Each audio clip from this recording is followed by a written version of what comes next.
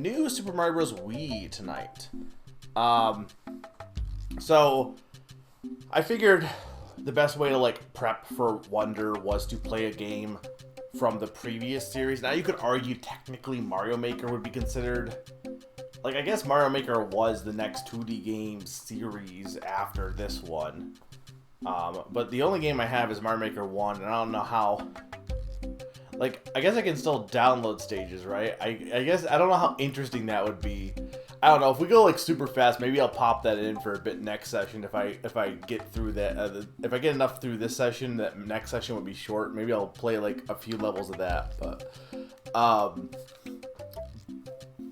so I figured the new Super Mario Bros. Series would be the best, like, because this is the one people consider the last 2D Mario series. Technically, you would be the one to pick, but I didn't. I bought every game except you, because I got sick of the new Super Mario Bros. Series. Specifically because 2, but I have like discussion topics. I've been trying to like save. When I'm at work, I'll have random thoughts pop in my head, and I'm like, you know what? I should stop just like saying these in Discord. I need to save these for content for like the stream, so we can talk about fun stuff. But yeah, I only own. This is the best one I can stream because technically I own DS. I own the first one. I own 2, but I don't really have a good way to stream DS or 3DS.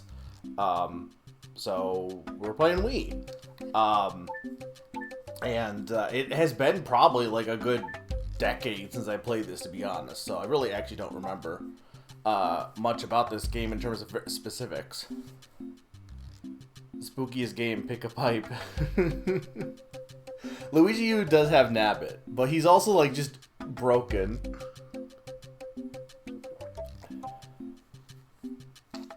I've heard good things about you, Luigi U, but like, I have not played it, so I have no idea. Wonder, I'm definitely excited for Wonder. This month's been great in general for games. Wargroove 2, Detective Pikachu, and then we have Wonder coming out within 2 weeks. Oh, I mean, I played last year I played Super Mario World for Halloween, which maybe Mario, like, I don't know, Mario's just a holiday character in my eyes. I'm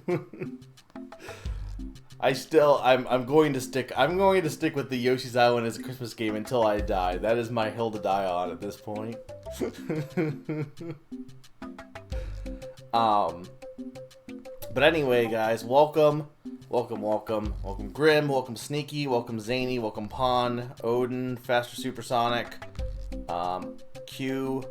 Hope you're all ready for a chill night of playing New Super Mario Bros. You finished Samurai Remnant. It's funny, Grim, because you're always playing games that I've just like. I'm like, I've never heard of that before. But like, usually when I look it up, I'm like, it's a series that like a lot of people play. I just never knew about.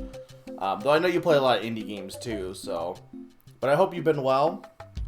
Let's go ahead and jump in here. Because I've replayed this. This will be, much. Because I played this before, even though I don't remember a bunch about it.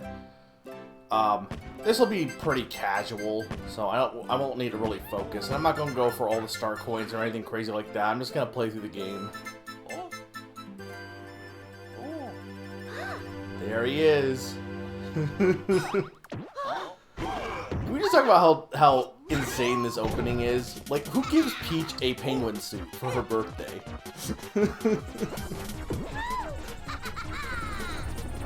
It's the Fate series? Okay, yeah, no, that is definitely not indie.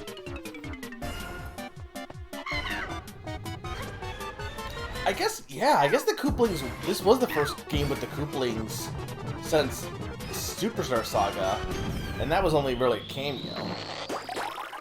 Because they're not in the original New Super Mario Bros. List of things Peach loves: penguins and helicopters.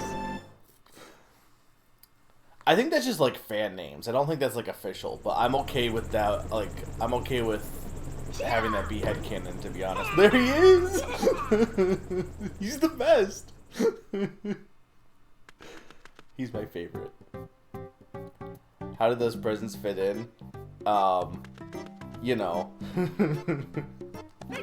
Look, this is the age. This is the age where Nintendo was going all in on, or Miyamoto was really like, Mario doesn't need story, so they were giving such like, oh, I don't want this. This is the part where they were going all in on, not needing story and how do you need, like, why would you need any story? Like, this game, Super Mario Galaxy 2, which, to be fair, like, I don't think Mario needs a story, but, none, for the most part. Like, I saw the trailer, I saw the first trailer, and I maybe saw, like, a few screens out, wow, Mario's physics in this are way different than what I thought they were. I saw a few screens maybe, like, out of the corner of my eye, on Twitter or whatever, but I haven't like actively. I did not watch the direct. I have not actively sought out anything beyond the initial trailer. So, and I feel like there's no real reason to. I'm already gonna buy it. So like why bother looking up more for this kind of game? Everybody wants to be a superstar.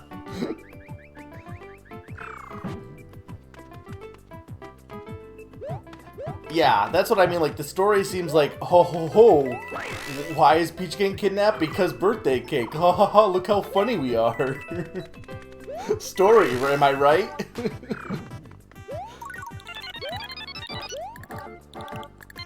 Yeah, I've heard about that. I didn't see it at my Target, but no, I probably do need that.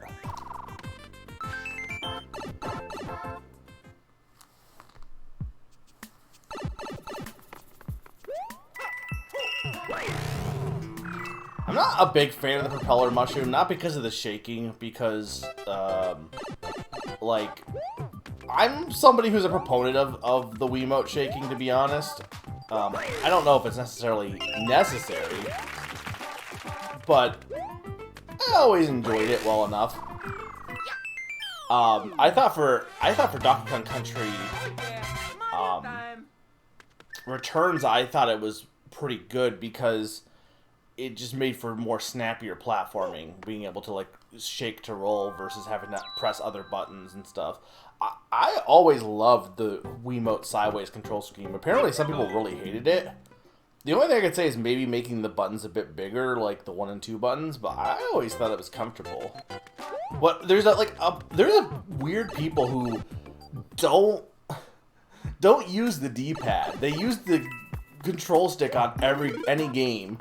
No matter what it is, they'll use the control stick. And baffles me. It absolutely baffles me. Like, you can't use a control stick effectively in a 2D game, I feel.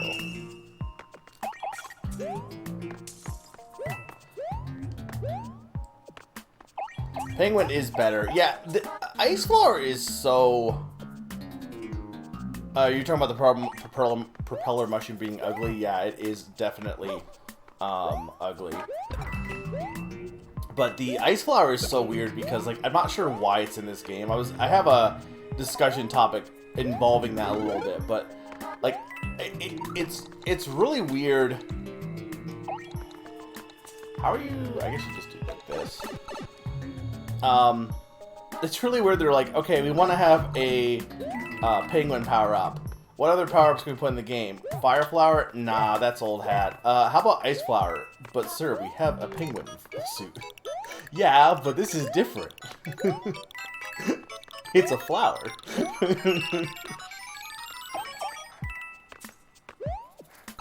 Yeah, I can, like, that's, people always complain about Super Mario 64 DS, and, like, I get it to some extent. You know, it can be a little bit awkward, but I don't know, when I played it, like, when I was younger, I never really had an issue with using the D-pad versus a control stick for that game.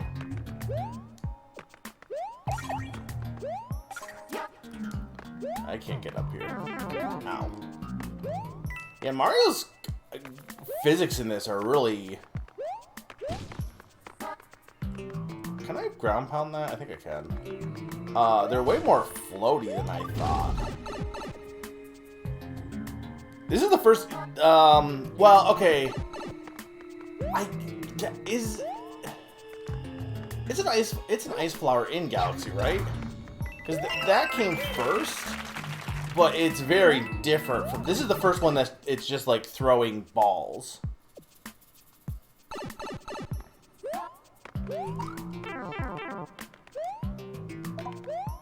Yeah, we're almost through here.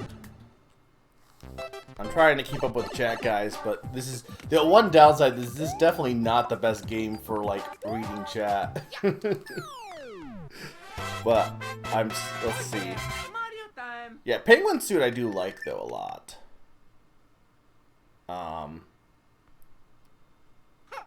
The blow I can get, but that's not via motion, right? I think that was via a button or something, because shaking was rolling for DKC.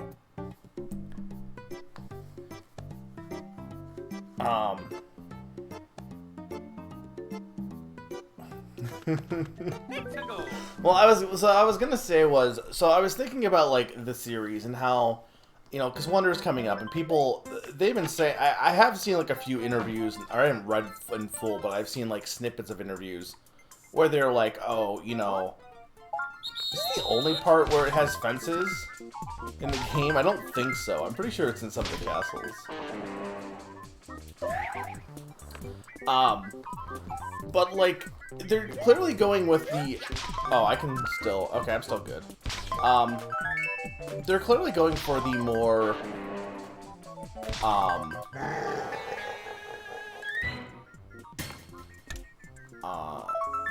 classic games in terms of, like, inspiration for Wonder. And I know a lot of people... And I kind of agree that some of the level design in New Super Mario Bros. Is a little bit, you know... Not the, like, it just doesn't have the same hit as some of the classic games. And I was thinking about it, and I'm like, what makes good Mario level design? And I think for me, it's getting hit by a hammer, bro. For me, I think in general for any game, a good level design is when you have a game where you're, hang on, this is really hard to try and for me, it should be that everything has a point and a purpose, kind of. Okay, a good example is the first Super Mario Bros. Game, right? Because in that game, the level is, basically the level is designed around small Mario. And while there are power-ups to make you stronger, they're really just there as an extra hit more than anything else. It's designed around just being a platformer first and foremost. And I think... Okay, there's a fire flower in this game. For some reason I was thinking it wasn't in this game. I don't know why I thought that, to be honest. I just think it's interesting that game pretty much is all about just pure platforming.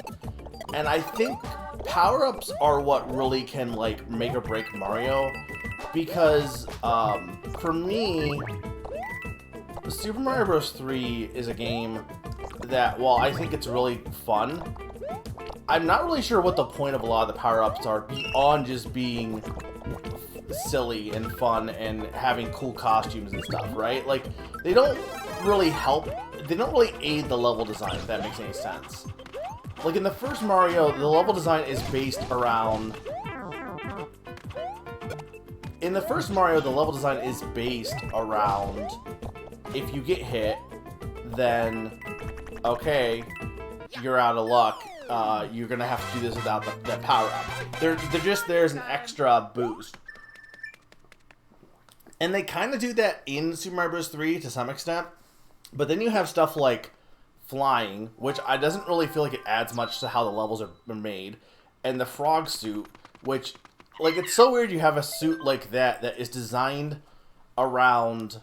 Oh no, not a letter.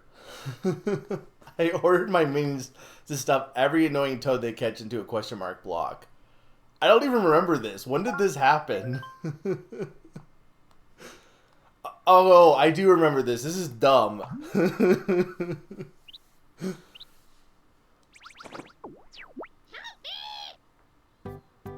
Is there any, like, reason to save them?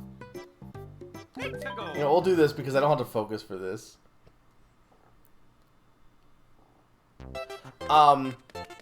So the frog suit's a good example, right? Because like they have to assume that you're not going to have the frog suit. You're in a water stage, and they have to assume or if you're in, it's used for water stages, but they have to assume that you're not going to have it. So because of that, you can't really design any of the levels around the frog suit. So it's just kind of there, and yeah, it does help for the water levels, but like, I don't know, it just, when you add more and more power-ups, especially how many there are in New Super Mario Bros. Or in Super Mario Bros. 3, it like I said, the levels aren't bad. It just feels like there's not really a point to the power-ups beyond just, oh, isn't it cool that Mario can be in a costume? Which is, you know, it is cool. But I think, like, when you look at Super Mario World, while I do think the Cape Feather, from a gameplay standpoint, can kind of break the game a bit, because it doesn't really add much to the level design, what the Cape Feather does is it helps for exploration for the secret exits, which I think is the whole purpose of Super Mario World. What do the people remember as the best part of Super Mario World? The secret exits, the exploring different areas and stuff like that. So I think a power-up should be something that, like, enhances the game, the main draw of the gameplay. And Super Mario Bros. 3's power-ups don't really do that. And I think Super Mario World, at least, because Super Mario World also pairs it back. So they only have the Fire Flower and the Cape, for the most part. And then Yoshi. And I think it works better for, like, just getting tighter control of what the point of the levels are, I feel like, for those games. So when you get to the new Super Mario Bros. Series, I think for the most part, the first game does a good job of that. The mini mushroom, the shell can be used for a lot of like level traversal for doing it fast, and the mini mushroom can be used to get secrets and stuff like that. I think it kind of works. I feel like when you get to some of the other games, it starts to break down, and this is a perfect example, because why do we have the ice flower? What is the point? Like, and like New Super Mario Bros. U, why do we have the squirrel suit? 2 is a great example too, because in 2, is the sound so good also, guys? In 2 you have a whole thing with the raccoon suit, and I think in like, because the raccoon suit was getting a resurgence at that time, and in like New Super Mario Bros. Or in 3D Land, I think it served a purpose for like acting as a safety for your jumps and going along with the 3D mechanic of being able to really pinpoint where you're actually landing and stuff, right? I don't think it served a purpose in I don't think it served a single purpose in New Super Mario Bros. 2, because while you could explore, like, unlike this game, which was all one screen just because of multiplayer, you could explore in New Super Mario Bros. 2, and go like fly up, but there wasn't anything up there from my recollection.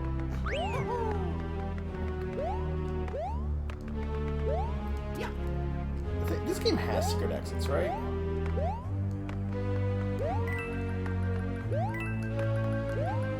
And I know, like, the thing with this game, too, is, like, the whole point of this game was originally multiplayer, and I think that's why New Super Mario Bros. Wii I still have fond memories of because of that. As chaotic as it is still pretty neat. But 2 was not. 2 was just based on being only single player.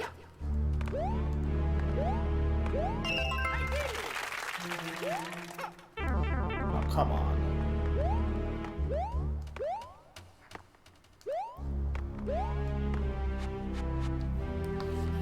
That's true, and especially for the first, for like Super Mario Bros. 3, I agree with you, Odin, for sure.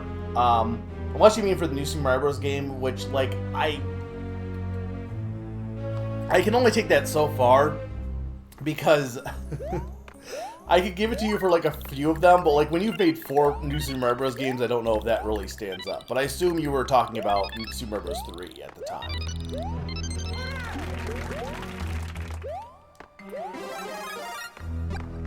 Okay, hang on. Let me...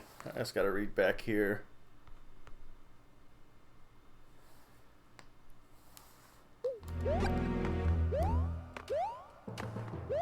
I guess they like having a less powerful penguin suit makes sense, but at the same time, it's like still weird.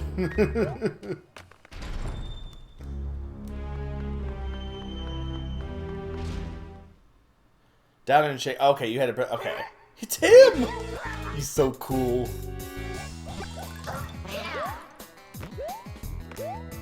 I love you, Larry. I'm sorry, Larry, but I gotta beat you because I gotta beat the game. I don't know how can anyone hate Larry? Look at him. He's Larry. I should only play games with Larry Cooper from now on.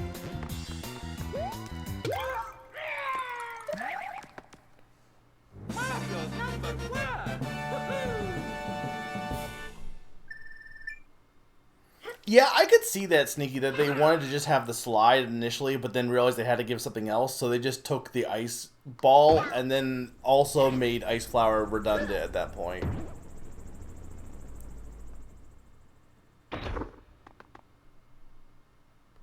To be fair, Hammer Bros are not as threatening in this game compared to other ones. What? What?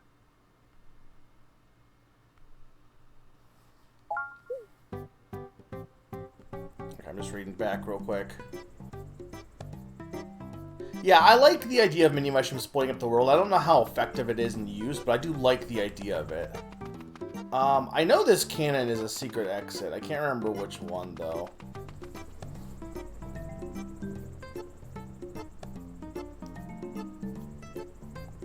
And I think the thing, Odin, too, is, like, I agree that sometimes you need just an extra hit or a projectile. But I think this first Super Mario Bros. Game is the best in that regard. You know what I mean? Like, I'm not saying that the other games don't also do that, but, like, the first game does that in its most purest form. Like, when you, like, getting a Tanuki suit in 3 is really cool, because you have to, like, that and Hammer Bros suit is, like, defining it such a big deal. But, like, it also makes you think it's got more purpose beyond just being an extra hit. And while it definitely does make the combat way easier, it also, that's really, like, I don't know, because of how much pageantry is put into making it, it just makes it seem like there'd be more of a purpose to it, if that makes any sense. And when there's not, it just feels a little bit underwhelming compared to, like, you know, Fire Flower is pretty much what you see is what you get. You kind of, you know, there's no fanfare to a Fire Flower for the most part.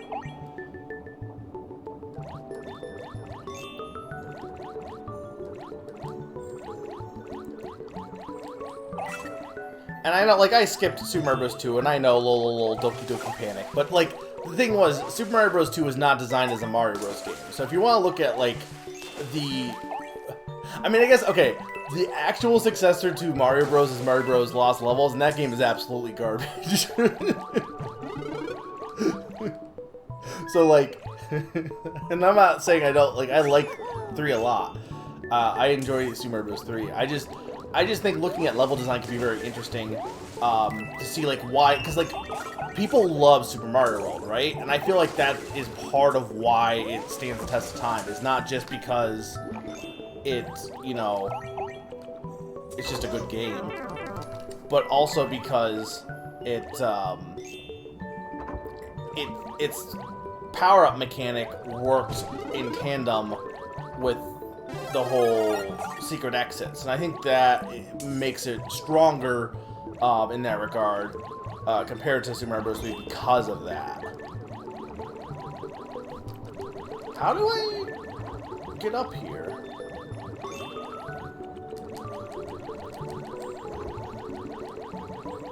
I can't remember.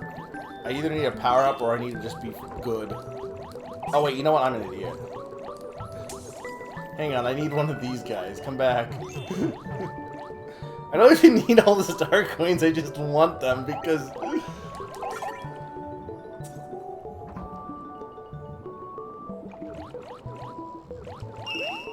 we go.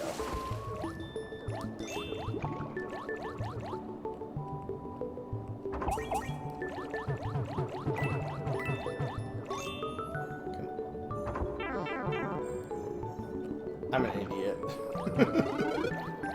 Please give me that.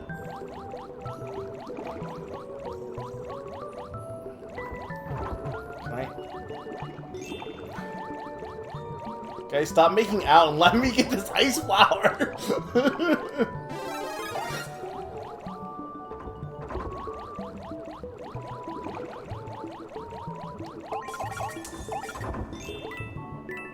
Screw it, I'm just leaving.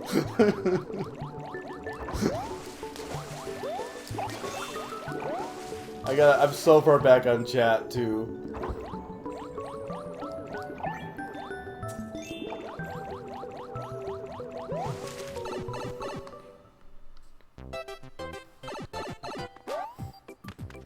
I mean, I guess that's true that Mario in general is more designed for younger players, and that's not really a bad thing per se. But I don't think that should be an excuse either for giving criticism rather.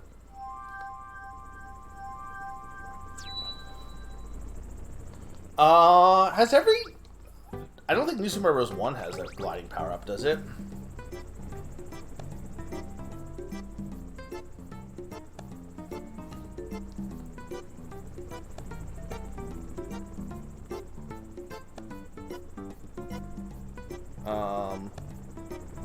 It was not Roy's Castle, no.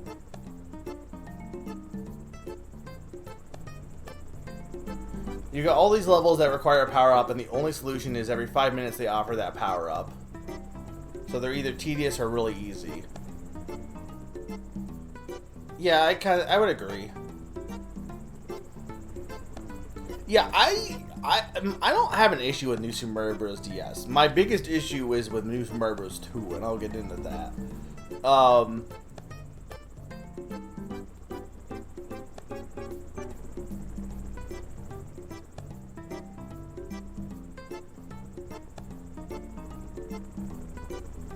don't know, Lost Level just isn't fun to play.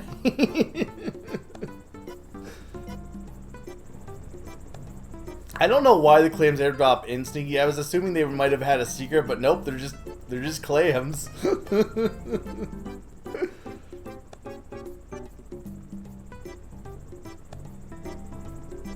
Okay, I'm caught up. Alright, there we go. So Super Mario Bros. 2, we've talked about, I've said before how the word gimmick gets misused. Definitely gets misused. And I think the perfect example of an actual gimmick game is New Super Mario Bros. 2.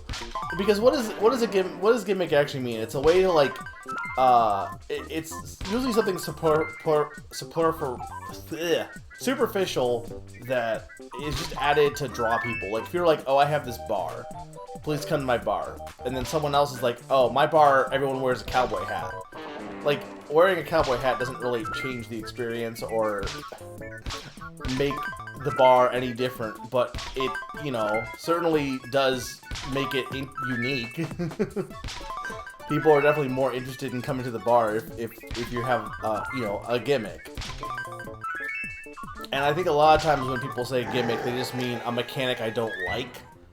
But New Super Mario Bros. 2 is definitely a gimmick game because the gold aspect of that game adds literally nothing. If we're talking about power-ups, what is the actual point of collecting coins and becoming rich in that game?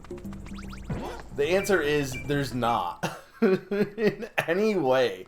It literally, from what I remember, the game is there basically as like a demo or a test project for like new developers working on Mario at the time, and it's very safe in that respect because it does a lot of like safe choices and just feels like a rehash in a lot of ways. So the only thing they add to make it stand out is the whole gold gimmick, and like it really doesn't, there's no point to it. It's just there just to have something. So, like, when I'm talking about power-ups and stuff, that's the most, like, that's the worst offender by far. Gold Mario doesn't change how the level plays at all. It's just now you're collecting coins because, you know, capitalism. Is there anything up here? Apparently, yes. Some of the DLC levels are fun. I think the thing, too, is, like, you can have a good level design even if the entire... If power-ups don't fully work with the game, it doesn't mean the game's, like, bad, by the way.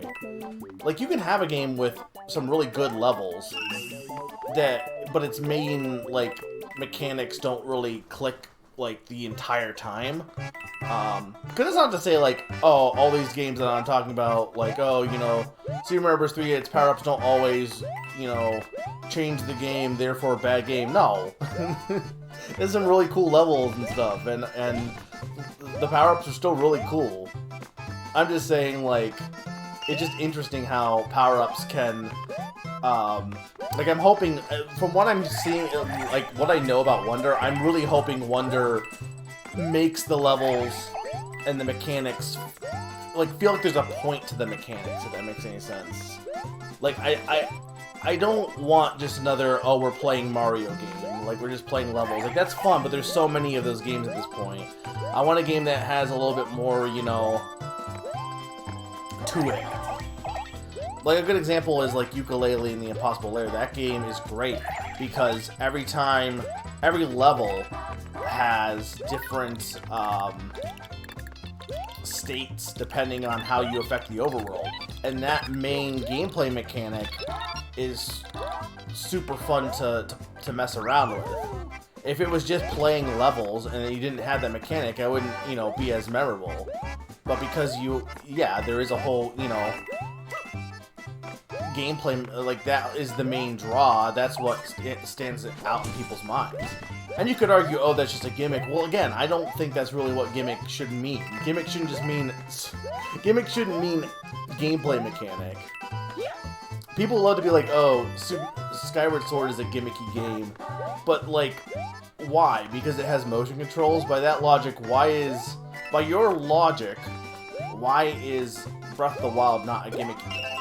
Because it is also, like, if you're saying that they just put motion controls to get people to play the game, why did they, like, they clearly made it open world to also get people to buy the game. So, now I don't think either one of those games are gimmicky games.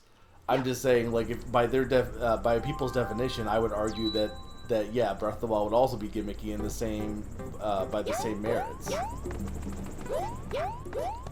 I'm super happy, like, hearing what the developers are saying about Wonder 2. I'm super excited that they're finally trying something different. It feels like a lot of Switch releases have been a little bit by the books. And it's nice, like, it's weird because, like, Odyssey isn't. Odyssey does feel like it's trying something different a little bit. But, like, a lot of the later Switch releases have been released safe. And I guess Mario hasn't really... I mean, Odyssey really is the only new Mario game on Switch. I guess Bowser's Fury, if you count it. Well, that's what I'm saying, Grim, but that's not. I'm saying that's not what the meaning of the word gimmick is. I'm saying people shouldn't be using gimmick to just mean. Because here's the thing, too. People don't use the word gimmick to just mean something different from the base gameplay. Like if they're saying, oh, like a good example is Donkey Kong Country, right? If you have, people love to say that 3 is gimmicky, and they don't say that about 2. But, like, 2 has a level where you, like, have the wind constantly keeping you floating for most of the level. Like, really, there's no reason why that wouldn't be considered gimmicky in the same merits that running from the lightning is also considered gimmicky. But it's just that people like 2, and they either don't like some of the level mechanics in 3, that, like, gimmick has never been used in a way that isn't deriding a product, I feel. Like, no one has ever used the word gimmick in a way to mean, yeah, this level was great, it was so gimmicky. It's only ever used in a negative term. And, a lot of times people will use definitions, use it in a way to mean, or people will say they like one thing that is the same definition that, or the same thing that they're criticizing for something else, just they like it. You know what I mean? That's the only difference between the two things, is that they just enjoy the thing that they're not calling a gimmick. And I think if you're using a definition so loosely like that, at that point, what's the point of doing that? Oh, that's right. Mario Maker 2 does have a story mode, which I did want to play. I just didn't want to... I just got burnt on Mario Maker because I felt it was really frustrating. Well, I do like Splatoon's method, or like I did like Splatoon's method of doing how they did the small updates. Mario Maker 1 was really frustrating because it was kind of bare bones at the time, and to have, you had, at least early on, you had to be very creative with certain, like, level design concepts. So I had, like, this whole workaround for, like, not having keys and doors and stuff like that for some of the ideas, and I was getting really, like, inspired. And then they announced an update, and it's like, oh yeah, keys. It's like, okay, well then all my time was wasted, so I don't want to make anything because I don't know if it's ever just going to get eclipsed. I know that's not the best attitude to have, but it just made me feel like, well, I don't really want to make stuff and then have it be like, oh yeah, this level you spent all this time working on, well, we just, here's a quick fix to make it easier. So, I already have a nice flower.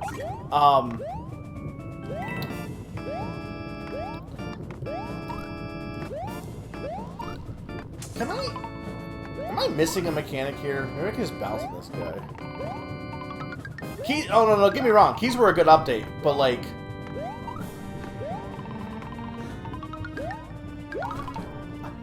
How do I get up there? I need friends.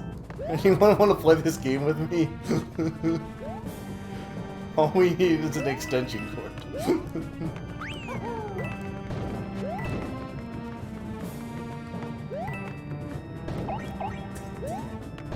I mean, I probably need the, what's it called, propeller mushroom. It's possible that was also a return pipe, to be fair.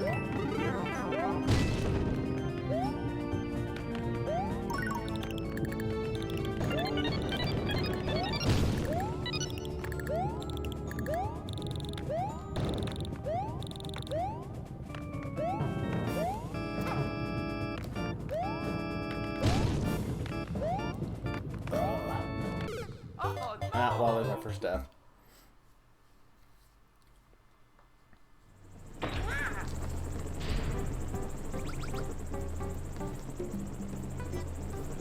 In Mario Maker 2, I think they really tried not to do that with updates. Yeah, most of their stuff was like, now you can play as Link.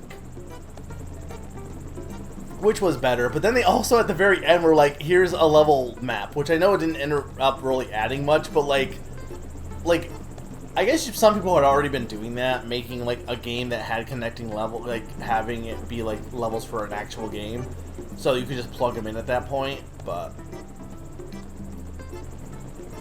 see, I don't know if I agree, Grim. You're saying the difference between, or hang on, I don't know if I understand what you're saying. The difference in tone between gimmick and mechanic is fairly different. Do you mean like in terms of what people are saying, or do you mean in terms of like actual, like, I guess I want clarification on that, because yeah, that's, I mean, pretty much that is what people are saying, that gimmick equals mechanic. I don't like, pretty much, and I don't really agree with that.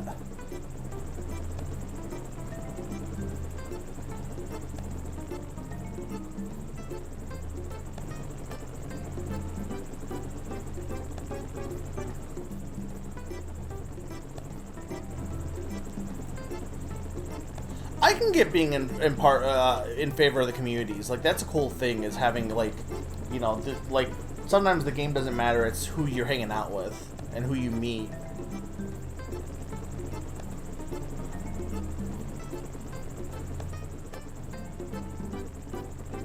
Yeah, secret exits needed to happen. Okay, yeah, okay.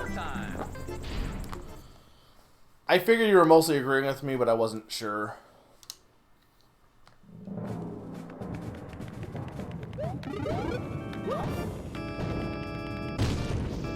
I think playing this game so far, like, I do really like it still. I just think we didn't need 4 of them. Like, no other series has gone that, like, far into needing... I don't know, I guess other series have been repetitive in terms of the same... Like, that's not true, but, like... I don't know, every other mainline Mario game has been different except the New Super Mario Bros. Series. All the 3D games are fairly, you know, distinct.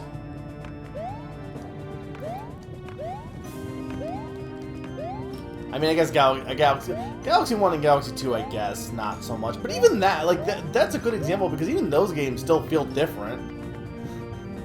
More than some of the New Super Mario Bros. Games. Yeah, it's just Galaxy, but more, but, like, you know, it doesn't feel like it's just a retread. It feels like it's doing new stuff. It has Yoshi. But you know, you'd be like, oh, Yoshi, what does he do? Like, but like, he does make it a different experience, to be honest.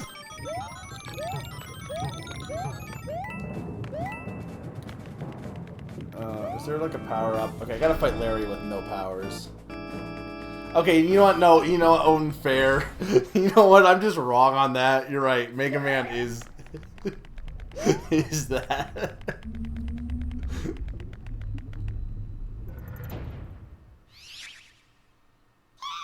You're happy right now? What do you mean? I'm confused. What did I do to make you happy? Larry! Oh, look at Larry's power. He makes the blocks go down.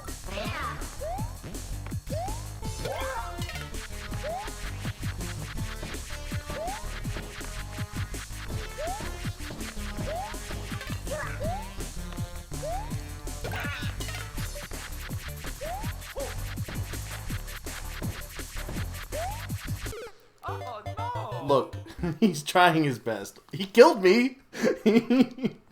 That was me not, like, that was me looking at chat, but... It's a go time!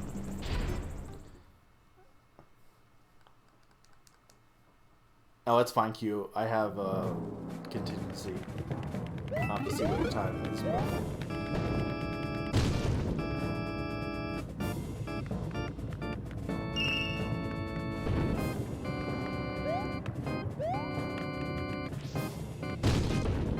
I knew I was streaming, so... But I don't know how, I don't know, you may have still beat my time.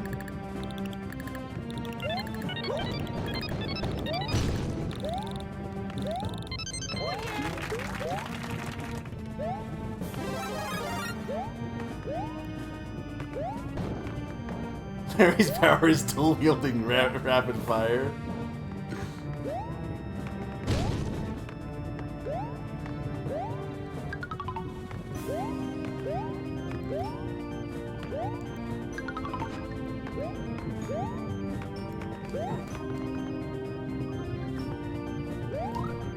They're too slow though, and they spin too much. They're too spinny, Nina.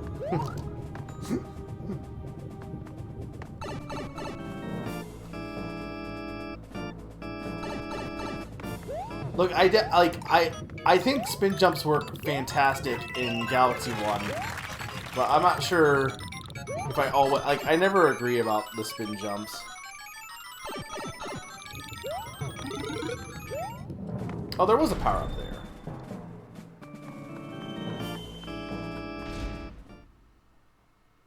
Well, what do you mean a spin jump then? This? You're saying this?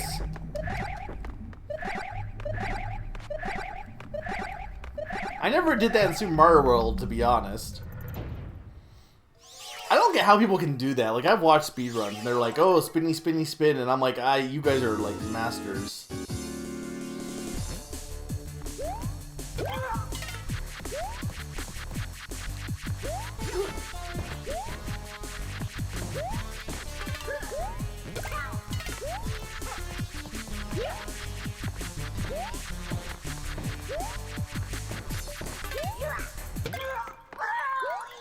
Arguably, technically, this is easier than his first fight, to be honest.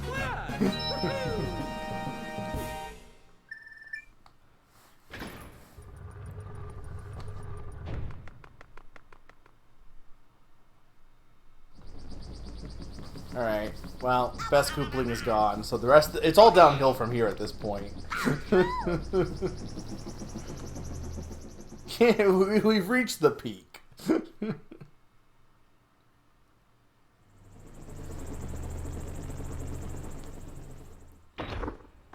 Come back.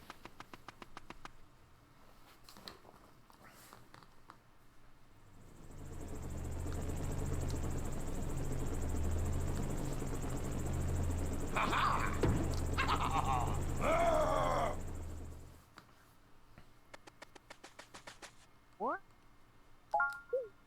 What? I forgot Roy was this early in. Need to go. Roll credits and move on. Alright, let's go play some. I mean, I guess I should play Mario Maker or download levels before. I mean, I have plenty of time because it's not until like what? Next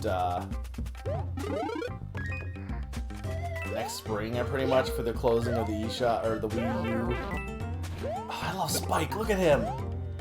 Spike's also one of my favorite characters. I was also like a big fan of I love the Columbus in Paper Mario because they're basically just Spike 2.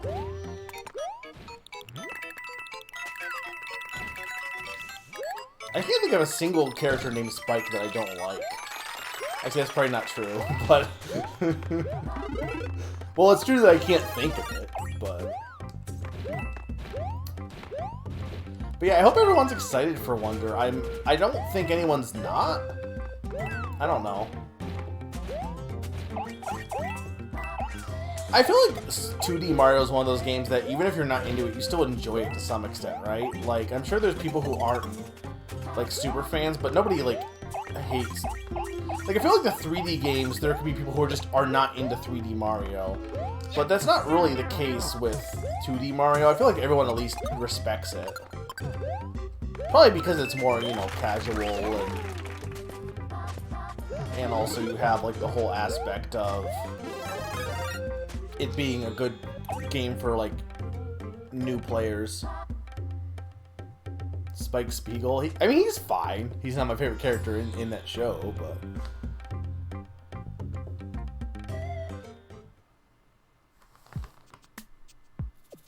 I don't know. I don't know if they will do that for him, but, I mean, maybe they will.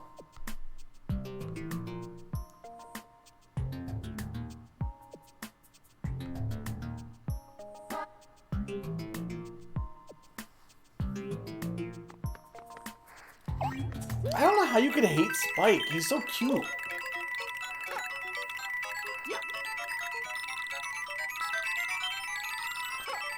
I think that's fair. Like, I was thinking, like, I'm like, will that be my game of the year? And I'm like, I don't know if it will be. But, like, I'm hoping Wonder's really good. I feel like Galaxy would have, like, I feel like Galaxy is an example of like, unless you're saying 2D Mario, though. But, like, for Galaxy, that was a game that I got super excited for. I don't know if there was more down there. There probably was, so, oops. Again, not going for all star coins, so...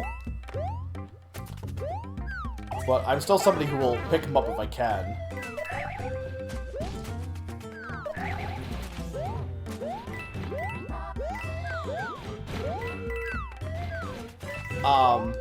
But yeah, like, until... When Sea of Stars came... When I finally beat that game, that's probably my game of the year at this point. But up until that game came out, it was... my game of the year... Alright, this game does have the mini mushroom. Up until that game came out, my game of the year was Murder of Sonic the Hedgehog. Which, to be fair, that game is really good. But also, it's really silly that that's my game of the year. Because as much as I love Tears of the Kingdom, it also was a game that just has so much baggage with it feeling a lot like pretty much a rehash of Tears that I couldn't in good conscience make it my game of the year. It just had, you know, there were other games that I think would have deserved it more, even if there really wasn't this year. This year's been so lacking in games. And I think it's weird because if you ask anyone that's not me, they'll tell you no, it's not. It's been a great year for games. And I just do not agree. And I've talked about this a lot. But, like, I don't know. Oh, and it's really good. I'm not gonna say anything because obviously, like, there's, I don't know. Maybe you might not like it as much as I did. I don't know. I don't want to say that to like I don't, because I don't want to hype. I'm not saying that to like discourage you or anything. I don't want to hype you up. So like, just take this as a neutral statement. But like, I really enjoyed it despite like there are like, you know, it's not perfect. There are things that you could have gripes about, but I still really liked it a lot. How far are you in Curiosity in a way that you could say without like spoiling for anyone else? Because I mean I've beaten it, so you won't spoil me.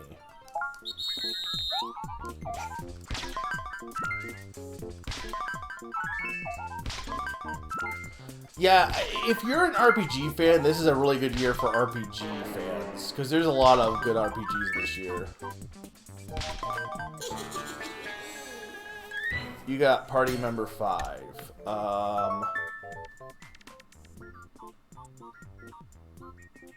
Okay, I think I know where you're at then, or around where you're at. What?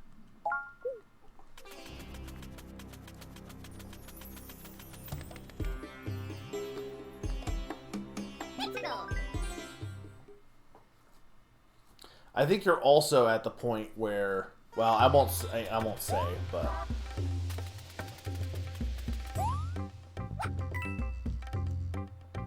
though I will say it'll be interesting seeing your perspective because I did not play the Messenger, and you did play the Messenger, and like I enjoyed it despite like that didn't affect my enjoyment at all. Rather, like not playing it didn't, like I still really enjoyed it, but I feel like potentially if you had played the Messenger, you might enjoy certain things even more than I did because, you know, I don't know because I didn't play the Messenger, but you know what I'm saying.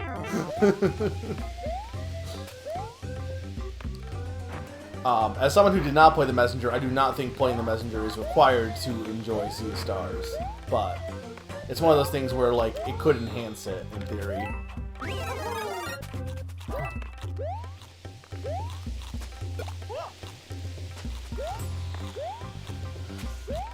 I feel like to some extent this game's level design is definitely designed around having multiple people, but also like not really. When you think about it, some of these levels are definitely seem like they're chaotic playing with 4 people.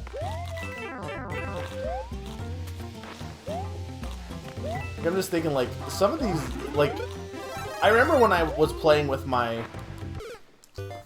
brothers a bit. I didn't play a lot of multiplayer, but when I played with my brothers a bit, like basically they would all bubble and I would just play the game. That's usually what would happen.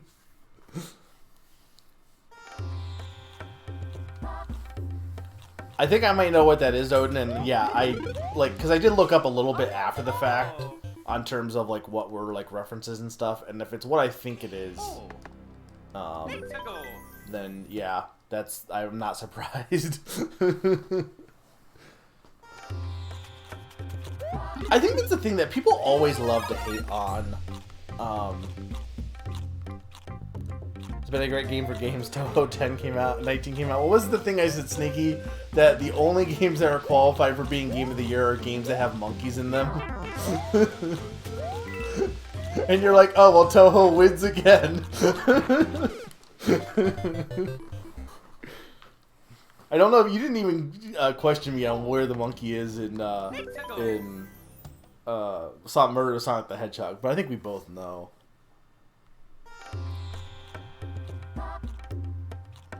Games, whilst not really all that exciting and nowhere near my favorite games, I appreciate the solid level design. See, this is the thing. I don't hate New Super Mario Bros. Wii. I never played U, but I didn't play U because of 2. I maintain that 2 is like the worst game, and not even because it's bad. There's nothing wrong with 2 for the most part, beyond that I'm being impatient. There's nothing wrong with 2 beyond the fact that the only point of 2 is to have more New Super Mario Bros. And that made me not want to play U. And like from what I've seen, you looks fine and fun, but it's also just more New Super Mario Bros.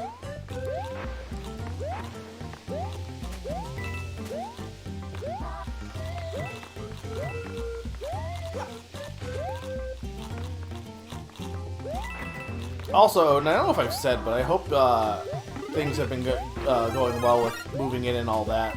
I haven't been able to really be around for your streams. Well, I say streams. I wasn't around for the one stream you did, but I was busy with work, or not work, but just, well, sleeping was more what I was doing. But I hope everything's gone well with that.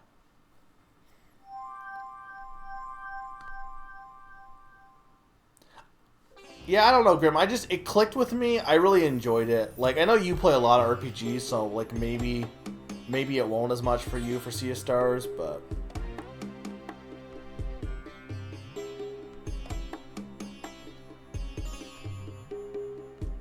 what did you say, Zany? There's a lot of what, do you know how backlogged I am with the chat right now? I know, Pawn. Taylor Swift is going to kill you, but I'll give you my energy.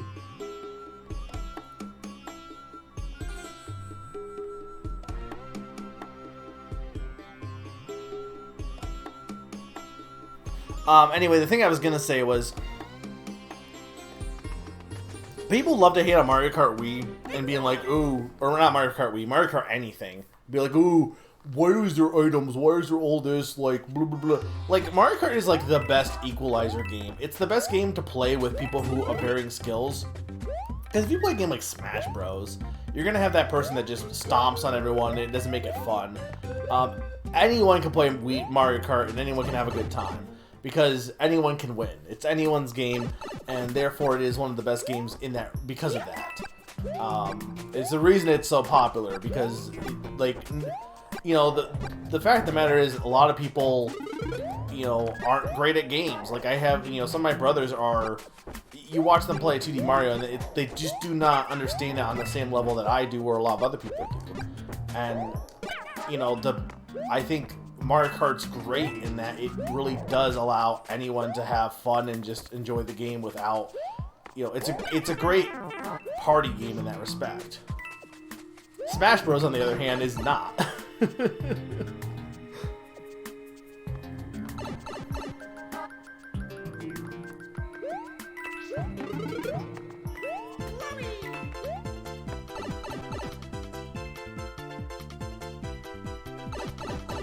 You feels like World in what way, Odin?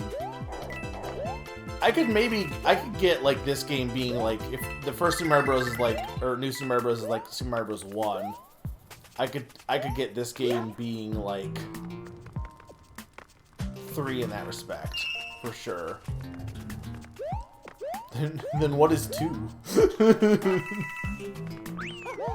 I don't like this level. This level is just, I feel like this level is better if you have more people. Everything's so dark and dank, and why'd I do that?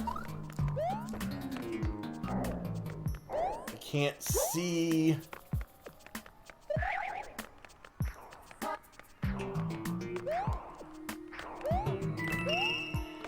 I should have died there multiple times.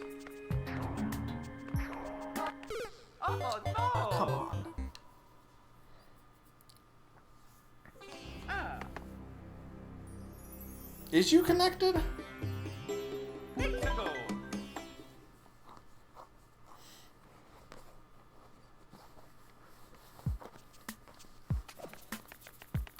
Though I'd make the argument that while I could see that, I would also agree with Sneaky that to some extent it kind of shows that the new Super Mario Bros. Games really aren't doing much beyond reiterating and in a more shallow fashion at times, you know what I mean? For better or worse. Reiteration isn't necessarily a bad thing.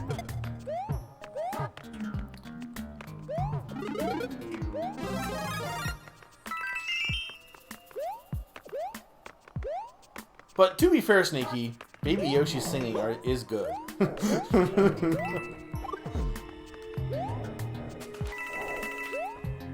The world needs more singing baby Yoshis. Maybe the world would be a better place with that. Dude, I'm schmoving. Did you see that sick dodge? I mean, I think that's the thing, is there's nothing wrong with Mario just being popcorn. Like, there's nothing wrong with Mario just being a junk food game. You don't necessarily need it to be more. But, like, when you have games, for me at least, when you have games like Galaxy 2 that, like, really stand out as, like, holy shit, you know, I'd like to see a few... It's not that I want every Mario game to be, like, this life-changing event, but also, like, you know, when you think about it this way, the last, like, really impactful 2D Mario is Super Mario World. Like, we haven't had a 2D Mario since that has really, like, felt like it was doing something, like again, I'm not saying any of the other ones are bad, but, like, I would say Super Mario World is the last one that really felt like it was, it was doing something new.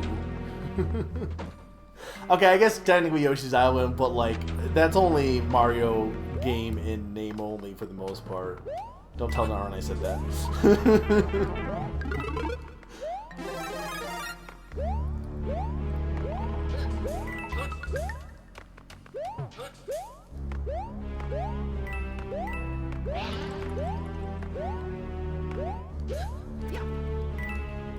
Also, it's not a Mario game, it's a Christmas game. My favorite video game series also. Christmas.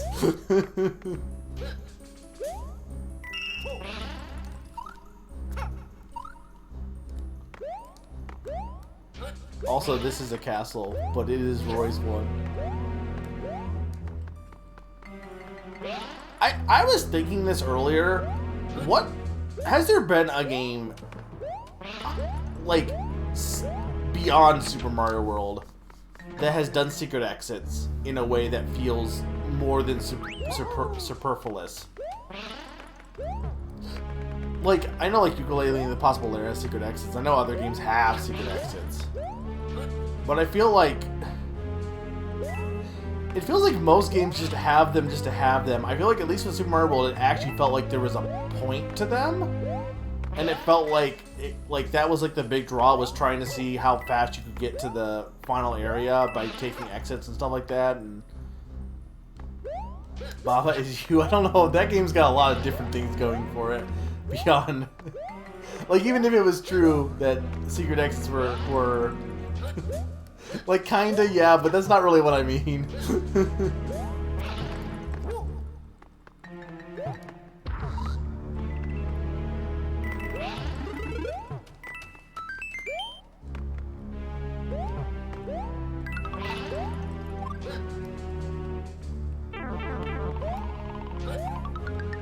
Can't read chat and play Mario, apparently.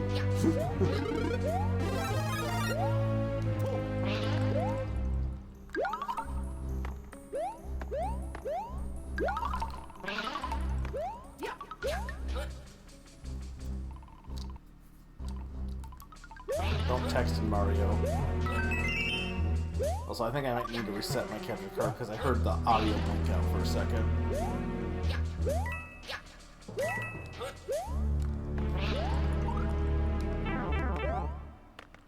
That was my fault.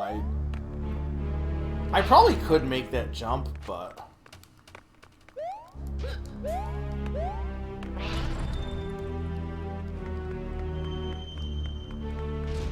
and I'll fix it once I beat Roy. Well, or die to Roy. We'll see which. Yeah, this is basically a classic Koopa fight.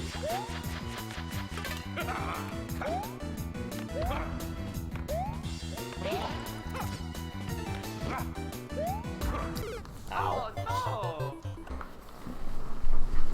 I'll still reset it because I'm not sure it's fixed.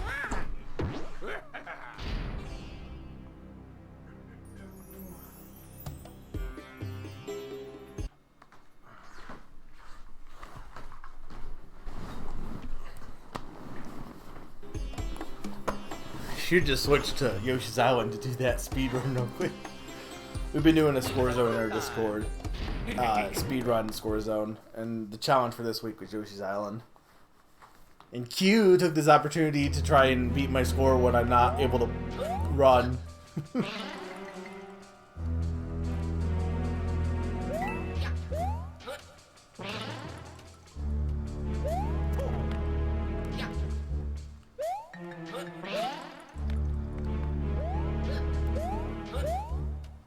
But I don't blame her.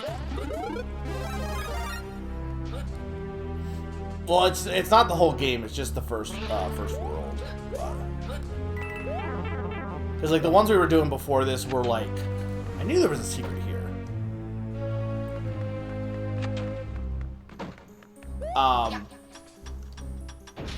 The ones we were doing before were like, the first two ones we did were like medleys. So we did like the NES medley, which was like beat this section of Kulukulan or get like the Condor or an Ice Climber. Like, you know, like if you've seen the Super 16,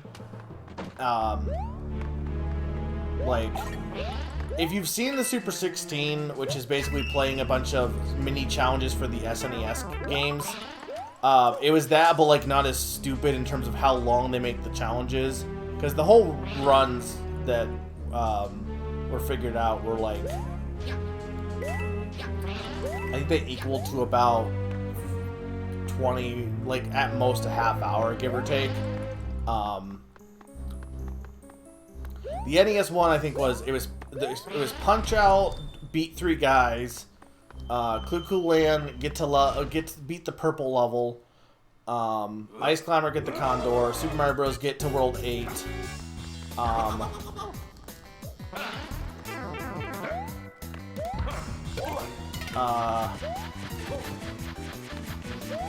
Zelda 1 beat Aquamantis, Metroid get the bombs. What am I forgetting? There was 8 of them.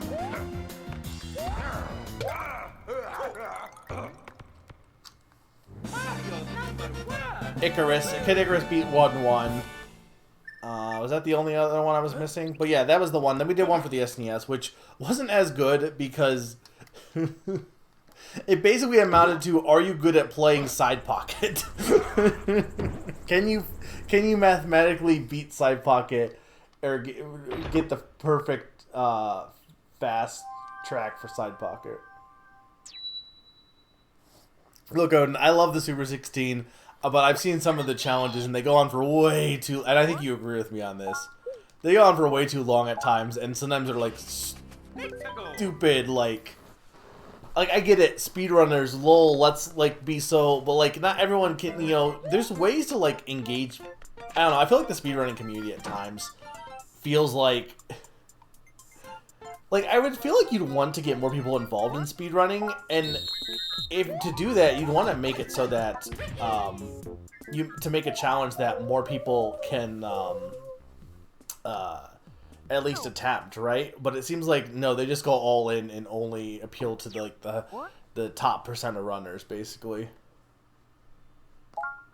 Is that what star coins are only for hit movies? Was so stupid.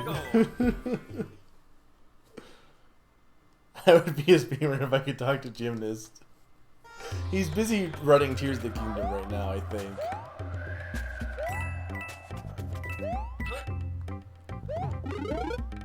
I might be running a Zelda game here. Eventually here. I need to finally start practicing it, but I've been busy with everyone always, like, it's great having friends. I love having friends, but like, it's like, oh, we want to do this, we want to do that, and it's like, I need to invent a time sink, or time, like, void, where time doesn't pass, because it just feels like there's not enough time to do everything we want to do. Like, we can't watch every episode of Digimon, because we're too busy watching every episode of Pokemon. It's like there's no winning. I wish I was back in a kid, not because, like, oh, kids don't have jobs, lol, but more so, time does not pass as fast as when you're a kid. your perception of time is so screwed as a child, and time is so fast or so slow for kids. I was thinking about like watching the Pokemon, the first anime, and I'm pretty sure, like looking it up, the wait between, like Cinnabar, there was like a big gap between Cinnabar episode-wise, and as a kid it felt like it was like years and years, but the actual gap between like episodes, like, because there was a bit of a, in the US there was a bit of a lull, and they only had like they were doing weekly episodes, and then they started doing like a little bit of more sporadic for a bit, and it was only like a few months at most. Hyperbolic time chamber, yeah. Well, no, that's the opposite though, Zany. That's well, no, wait. Well, that would be what you want, because time passes faster in there but slower out here. So you could just like spend like 20 years playing every game known to man, and then come out and it'd only have only been like what, 2 days or something. I can't. Well, no, wait. 24 hours in there equals 1 day out here. Or no, 1 year in there is 1 year is 1 day, right? That's what it is. So then 20 years would be 20 days. So you spend a month.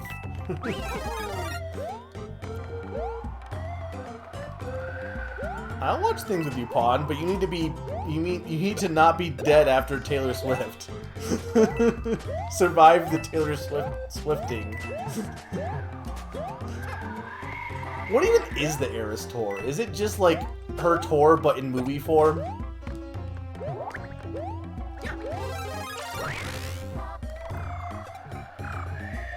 I know, I made that way more complicated than— No! Saved it. Oh, I need to go. No, you know what? No, I'm wasting time. I need to keep going here. It's only been an hour and a half. I'm not beating this game tonight. I probably could if I really wanted to, but I didn't want to push it. I figured 2 streams of this is fine.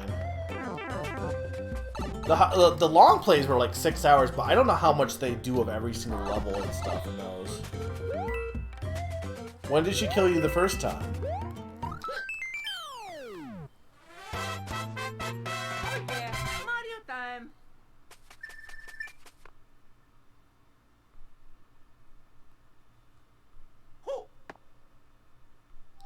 See, I don't think Kid Icarus, like, Grim... I mean, okay, I am biased because I like Kid Icarus, and I'm also good at Kid Icarus. And that was, like, the easiest challenge. The hardest challenge of the NES one was Punch-Out, initially. But I got really good at Punch-Out. And I want to say this right now. Punch-Out NES, probably the best NES game. It's really good. And that challenge made me appreciate it more. Like, I already respected it, but, like, trying to learn how to beat them fast, I'm like, okay, yeah, this game is sick. But, like, look, I'll give you that Kid Icarus, while I don't think it's too hard, I'll give you, you know, it can be difficult, especially if you never played before, you don't know the mechanics. But it was only 1-1. 1-1 is not a hard level. If it was going for the whole first world, fair enough. But it was just the first one. It's 1-2 that gets challenging, and it's the whole aspect of you don't, like, stop for power-ups and stuff. A speedrun for that can be tricky, trying to do it without getting, like, you know, all the upgrades and stuff. But for 1-1, there's not even any upgrades to really get. You just go.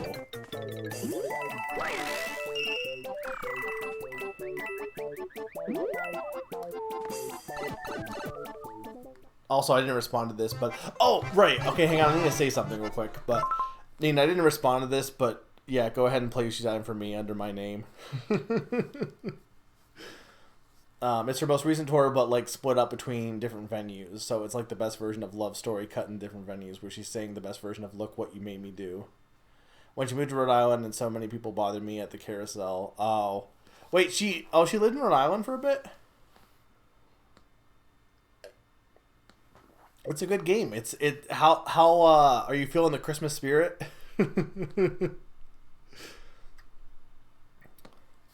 Anyway, so not only does this game have the Ice Flower, a redundant power-up of the Penguin suit, It also has the propeller block. A redundant power of the propeller mushroom. And I think, I gotta imagine to some extent too, it was maybe put in there because of multiplayer. Like, oh, if you miss this power up, you can at least get... But I think they're doing a multiplayer too, don't they like shoot out like 4 mushrooms usually anyway? But I don't know, like, I guess it's just in case you know, didn't get the power up, you at least have a second chance with the block, and no one can like absorb the blocks. But they don't do that for the ice flower, so I'm not really...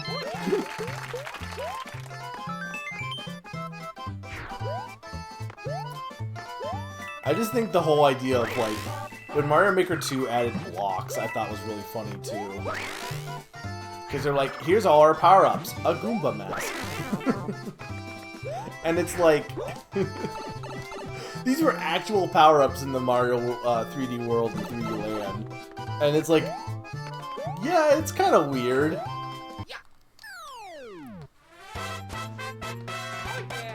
I've maintained that I don't think Yoshi Island is that good if you do 100% for it, personally. I know people wouldn't, you know, I'm not saying you can't enjoy it. But I think the best way to play Yoshi's Island is just playing it fast.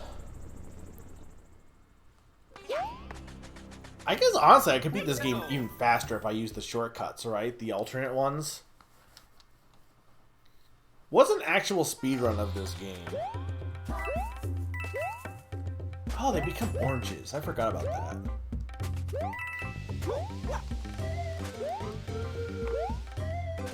Okay, I'm getting used to the physics now. Wow, we haven't seen Yoshi in a while. He's not in the first game, is he?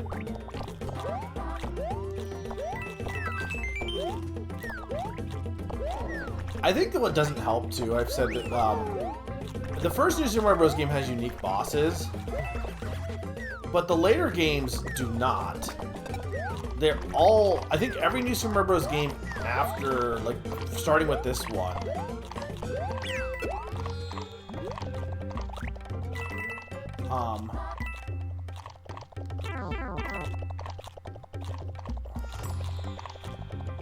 okay, he's not getting saved. I was like, can I save him? Every single one after, I think, uses the Koopalings. Yeah, but that's the perfect, like, it brought back Reznor. Cool, I like Reznor, but the only, like, it was just like, oh look, it's Reznor, guys! Give us money! Like, there wasn't anything interesting about Reznor beyond that, just that he was there. He was just Reznor again. It's when I realized that Nintendo was, like, absolutely nostalgia baiting people, and it's gotten worse in recent years.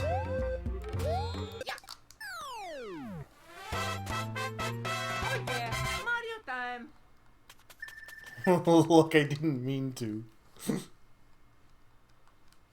No, I just mean, like, since Super Mario World. Like, they're like, look, it's Reznor again from Super Mario World. Not like it was, not saying that Reznor had been, like, used too many times or anything.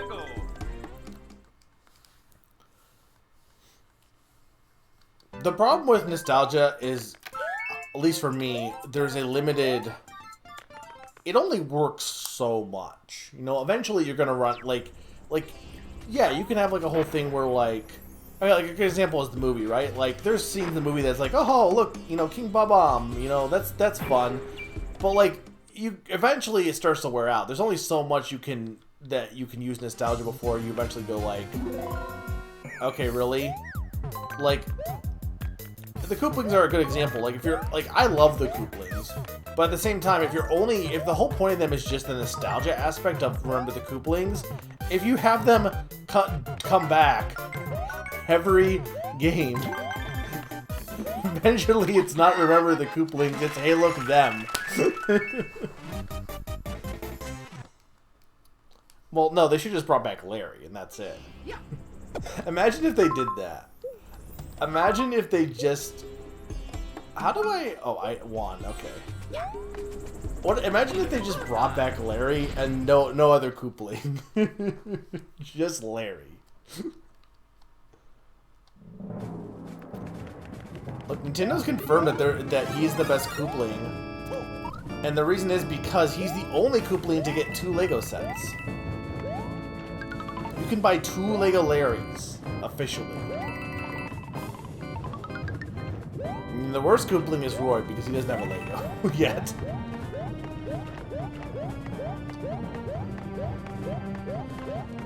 I would agree. I also think, like, I think,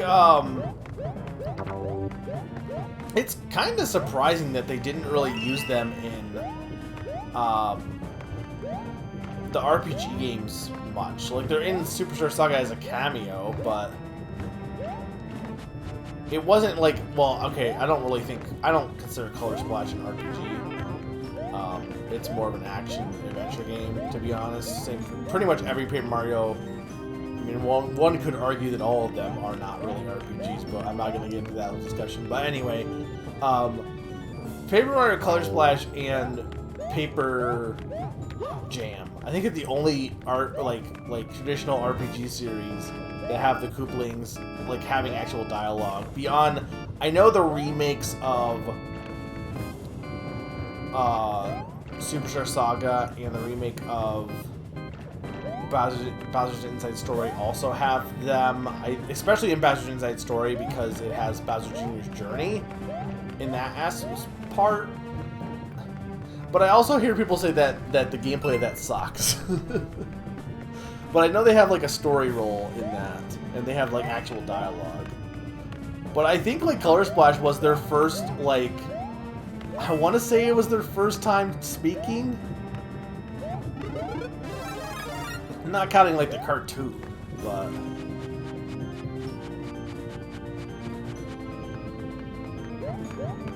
I wonder what, like, they gotta announce more minifigures, right? Or not minifigures, but I know they announced Animal Crossing Legos, and now everyone's like, well, what about Zelda? What about Metroid? What about... And I'm like, I would love a Zelda Lego set, but also I don't need to spend more money on Legos.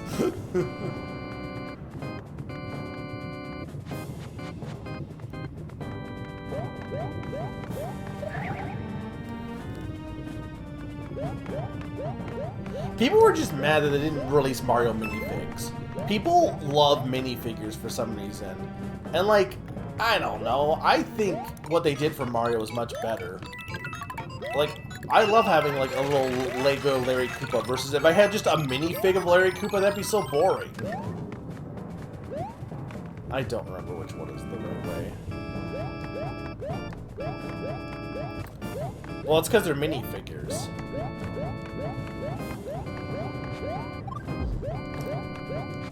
They should bring back Bionicle. I know they did, but they should do it again.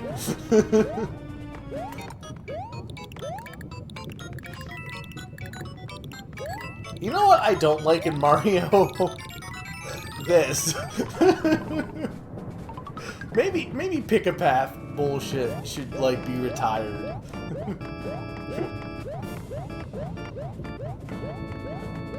This wasn't good in the first Mario Bros. Game, let alone the later ones. Well, I think there's like a fan Bionicle game, right? And Lego's like, sure, you can make that. We don't care.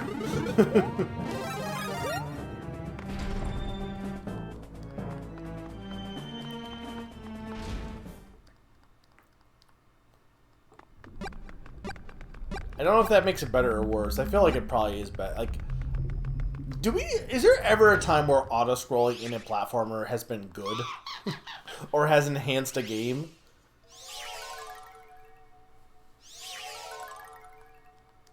Like, I'm actually trying to think, like, when has auto-scrolling ever been a benefit?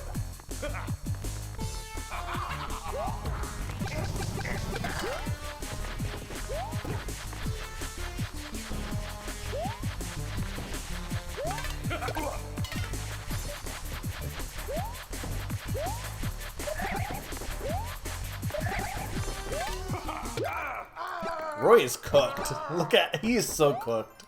Mario #1.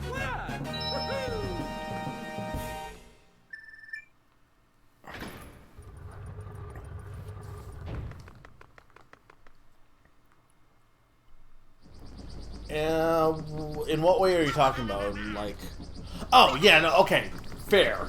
That what I agree with. Because I guess right, like those kind of sections are auto scrollers, in all intents and purposes, but like it doesn't feel like an auto scroller. So yeah, if we're talking that though, I would agree with you. Yes, 100%. And they are auto scrollers. They're just not like when I like, because we've been doing the Yoshi Island run, hop donut lifts, like it's the smallest Koopaling. Hop donut lifts is like excruciating because like you can't do it any faster. What? Yoshi's Island's biggest flaw for me is two things. One, I think 100% is not fun to do. And two, and I also think the levels aren't built around 100%. They're built around... These guys are called like Cooligans, right? I'm pretty sure. I'm pretty sure it's built around just playing it fast. But the second thing is that I lost my train of thought. The second thing is that auto-scrollers in Yoshi's Island are absolutely not fun in any respect. They're the worst part of the game, by far.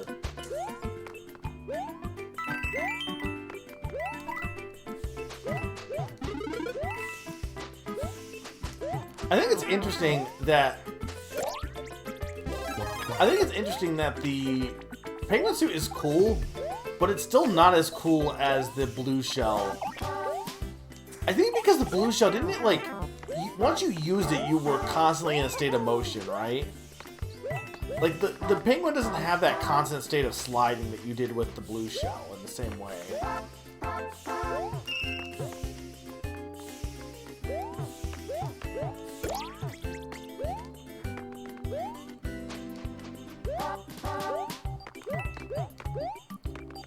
Well, just don't lose him.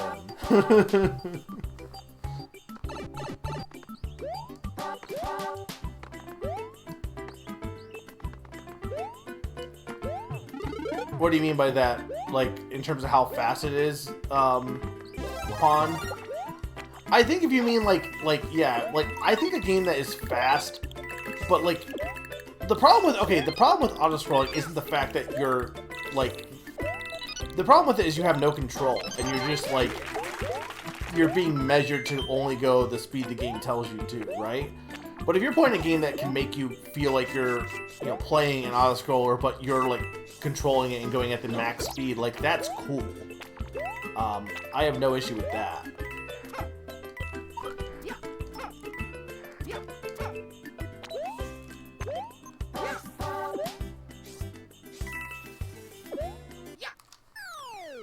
Alright, no problem, Grid. Oh yeah, Mario time.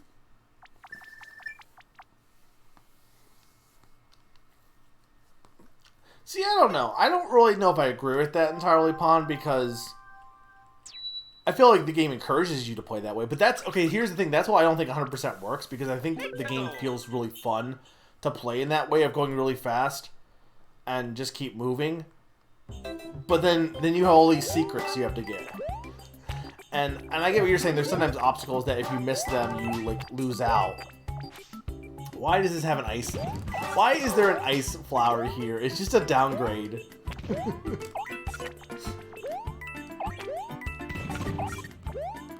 Is the squirrel suit the only thing introduced in U? I'm pretty sure it's just the squirrel suit, right? Maybe I'm wrong.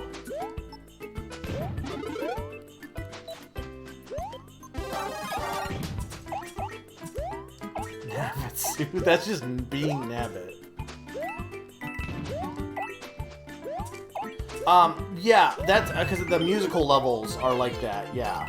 Where, like, when I was watching those at, like, E3, I'm pretty sure. I was like, okay, these are cool, but like, I'm like, are they auto-scrollers? They're not auto-scrollers.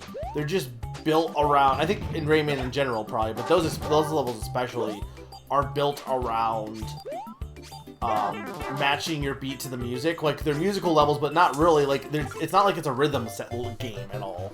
You're just playing, just like Bit Trip Runner, which is also not a rhythm game. Don't tell Summer. You're just moving to the music, and like all your jumps are timed with the music. So like it's really cool because it's basically an auto-scroller that is not an auto-scroller. You can entirely pretty sure you can stop.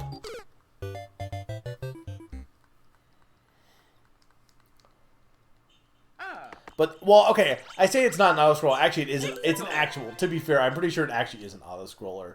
But, because I think the screen does keep moving, usually a lot, in some cases. At least with some of the levels. I don't know if all of them do. I know there's a few levels that the screen does keep moving on you. But, like, the gameplay is also built around making you want to keep moving. Whether you were, like, it being an auto-scroller doesn't really affect that feeling, if that makes any sense. Bit Trip Runner is not a rhythm game. You do not need a sense of rhythm to play Bit Trip Runner.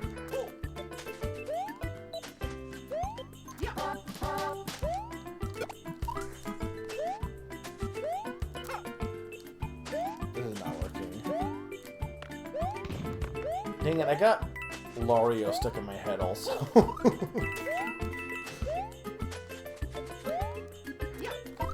I can't get up there.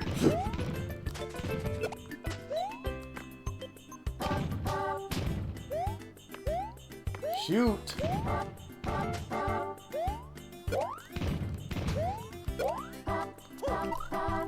Screw it. I'm just leaving it. It's abandoned. It'd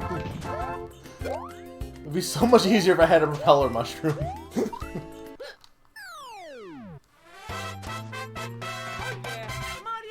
You hit time on your Shazam after you do the last hit on Salvo.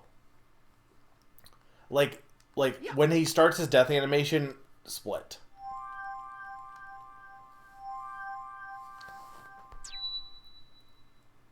Oh, I guess the Toadette crown thing is basically a power-up, right? Like, it is a power-up.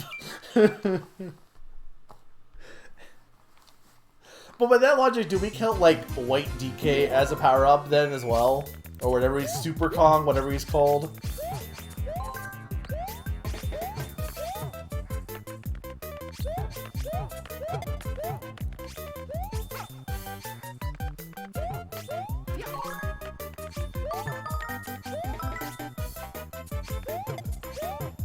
I love this music. I think the one thing I will say is music nostalgia I'll always be okay with.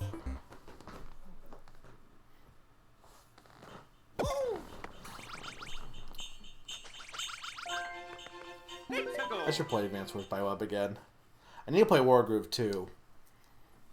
Which I am interested in. I'm excited to play. Not as much as Wargroove 1, but I think it sucks because I've been so...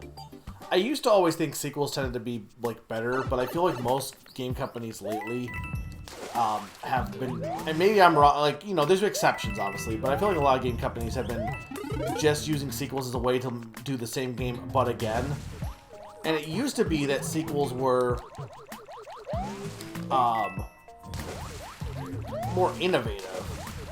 But lately, it just, you know, it's not really been the case.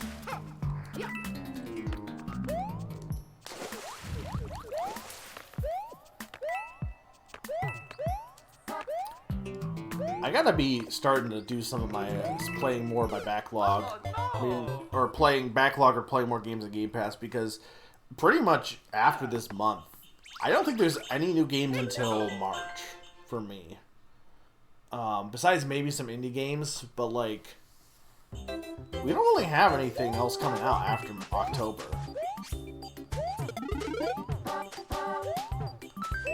At least for if you have like the Switch.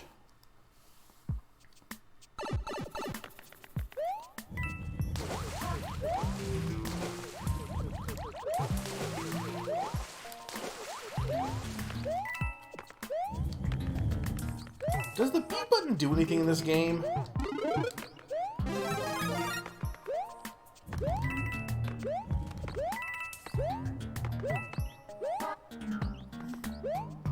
My chance of center are the case of the golden idol. I wish that game wasn't ugly though. It's one of those games that I've heard good things about and I think I would like. But it also has the ugliest looking people I've ever seen in my entire life.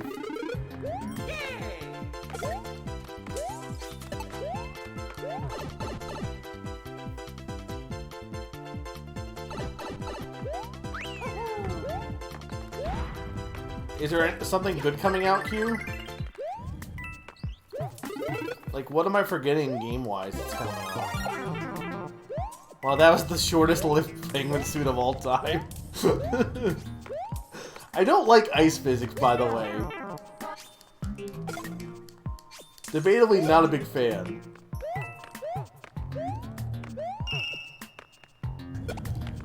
Yeah, okay, I guess WarioWare. I'm still not... I might put that as a Christmas game.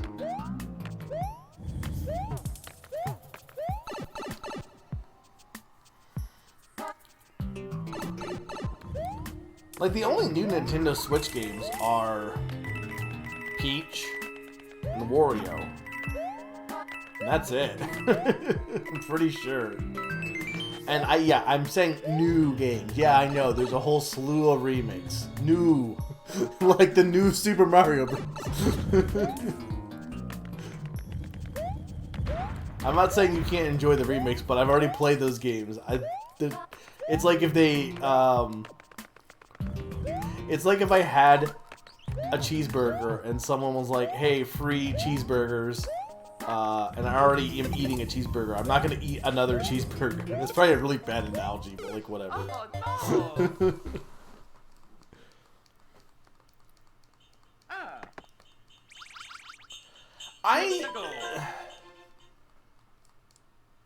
Okay, first off, I'm going to say this.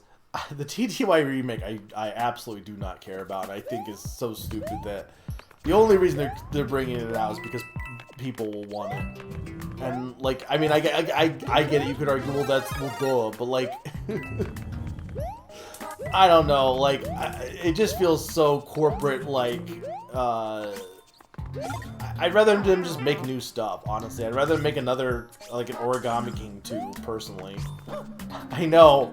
Hot take. I'm the only person apparently that likes Origami King. I enjoyed it. It was fun. Had good gameplay. But anyway, I'm not a big fan of TTYD. Super Mario RPG, like, there's a part of me that wouldn't mind buying that. I don't think I probably will. I think what I'll probably do is just watch other people play it. Because, like, I don't know, there's something about it that just, like, and it could just be because Super Mario RPG just has so much charm to begin with, but, like, yeah, I'm kind of was digging the trailer. And I don't know how much of that is, like, the remake being good and how much of that is just Super Mario RPG is just good. Which is funny, Odin. Like, I don't blame you for passing a TTYD because, like, you have a way to play it. And I will say also, it being an SNES game, like, look, I was always torn on whether Super Mario RPG should be remade. Because I always felt like it would be remade and it wouldn't look as good because they would try to upgrade the graphics. And Super, you know, like, because, like, Super RPG has its distinct look because of limitations. And to some extent, I do think, like, I'm not the biggest fan of some of the art style choices, but for the most part, I think, like, I don't know, I don't think it replaces the original. The original still has a place. And it looks cool. Like, I don't know. I personally didn't mind the art the direction they're going with it. TTYD didn't really seem like, it was just like, oh look, it's cleaner looking TTYD, but in with less GameCube filter. Like, it didn't really hit the same. It didn't hit the same way. But anyway, I think it's interesting though that that's the one you wouldn't get because technically you haven't beaten TTYD, Odin. So like if you were to get one, TTYD would be the better one to get, right? Because then you could actually just do a full playthrough and beat it for the first time.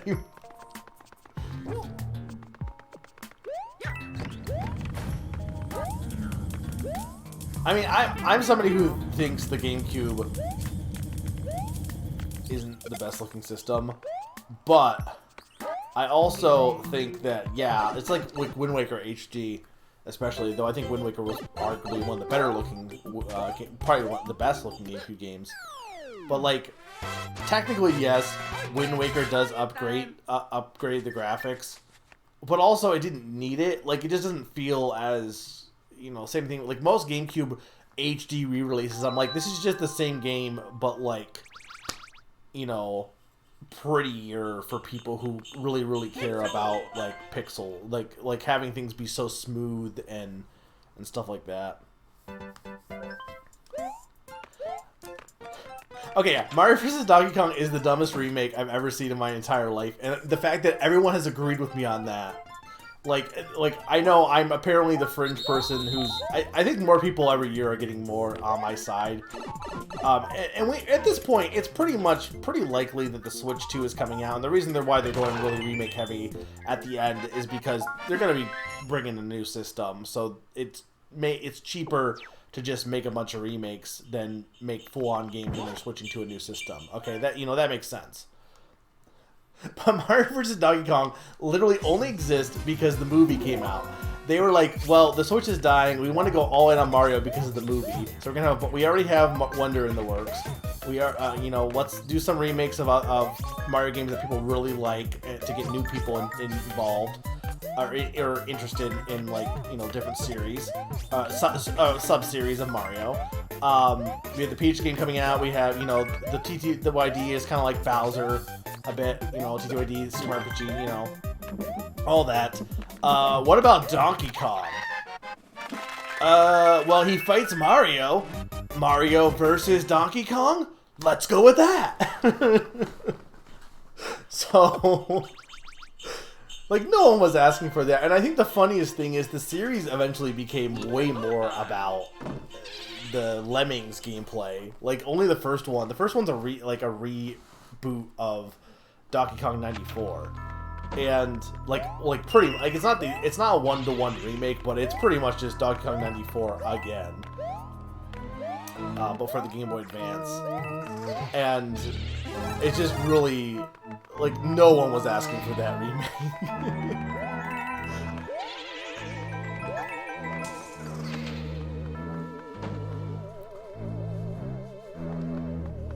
They should remake Clu Clu Land.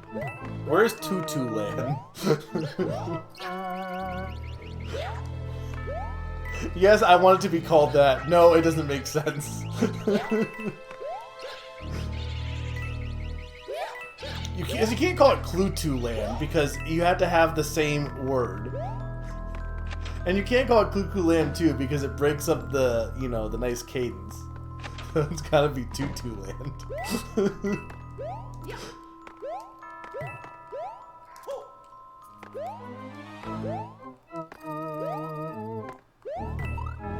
It is different because I watched a Let's Play of it, but like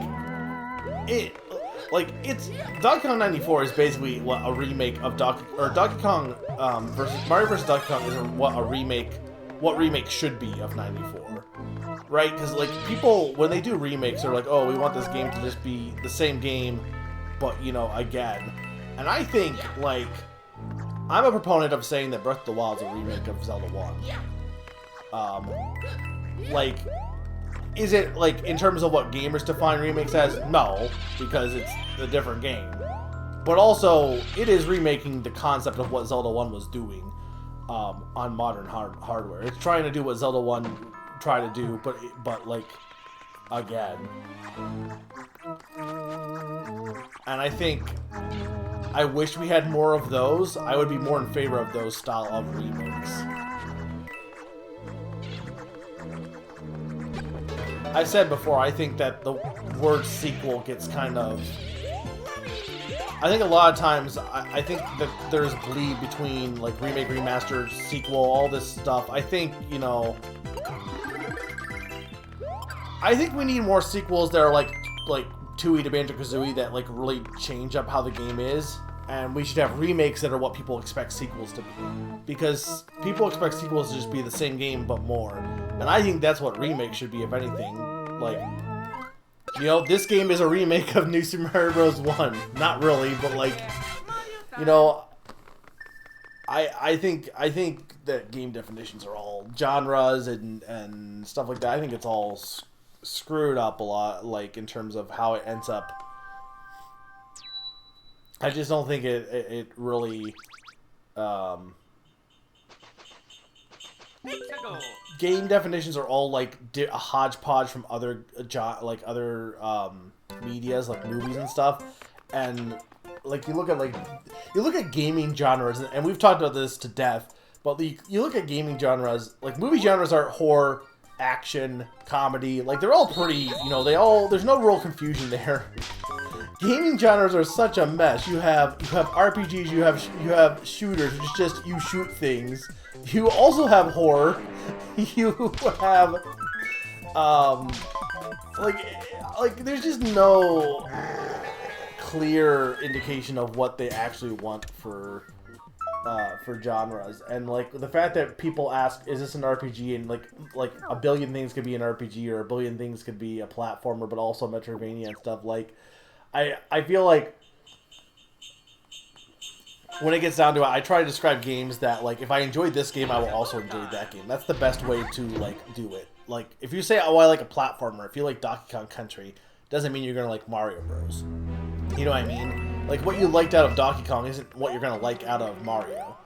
And I feel like it's hard to really say, like, what genre is Donkey Kong versus Mario? Well, they're both platformers, right? Like, I don't know. They're clearly very different games.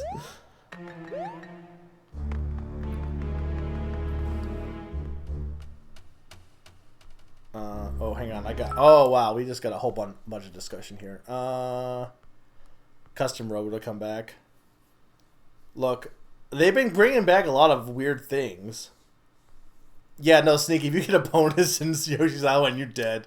Done. People say Pikmin fans are the most underappreciated. Yeah, I've said that before, too. Pikmin is... Anyone who says that Pikmin is a Star series is absolutely delusional. No offense.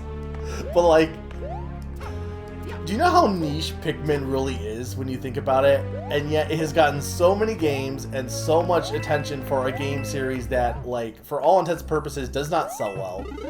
It only really exists because Miyamoto really likes Pikmin. So it's the only reason it gets so much publicity. But, like... Meanwhile, the only reason people think that Pikmin is, like, abandoned is because Miyamoto announces a game a decade ahead of time. And the developers are like, what the hell, man? Why'd you do this? We haven't even started pre-production. But at least Pikmin isn't Metroid Prime 4. Actual question. Do you think we'll get Metroid Prime 4 before the Switch 2? Do you think that it's going to come out, or I guess the better question is, do you think it's going to come on the Switch, or you think they're just going to say, no, we're bringing it to Switch 2 only?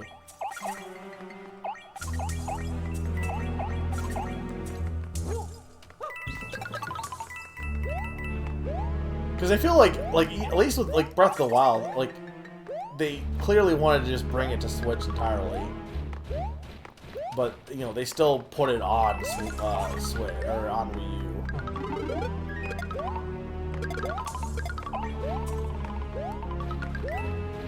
Man, Lemmy loves his balls, doesn't he? He does have a ball-based castle.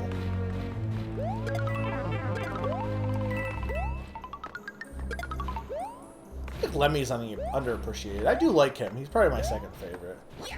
He had the best, No, well, that's my bad. I need that coin. He had the best, second best chapter in Color Splash.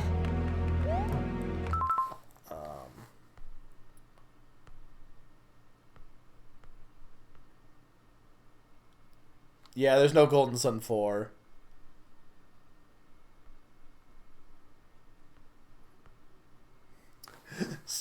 The thing about Tropics Odin is I'm going to assume that Nintendo has forgotten this series even exists. Because it's so weird. It's like a North American only series. Like, I don't think it ever released in Japan. But like, I don't know. It's not impossible. But I guess, yeah, we haven't gotten a Star Tropics game since the NES, so...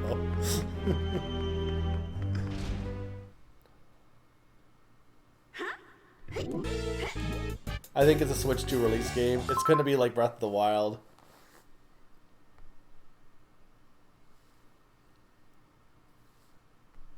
They should make a Drill Cruiser.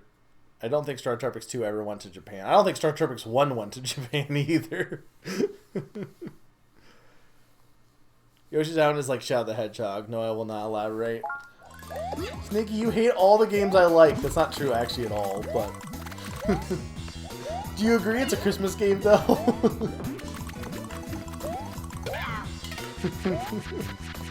No, it's not a Christmas game?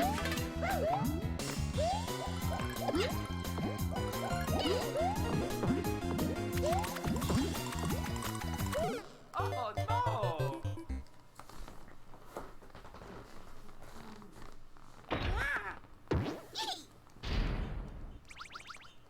It's a go time. It's so weird seeing... To me, it's interesting because, like, Yoshi's Island is a classic. But then you have all these new whippersnappers who are like, actually, I don't like it. And, like... What I'm curious about is are the children wrong? Or is it because... Or is it just because, like, new kids aren't playing, like, precision platformers as much nowadays? Because I know, Sneaky, you like Metroidvanias more than precision platforming. I would argue Yoshi's Island is kind of precision platforming a little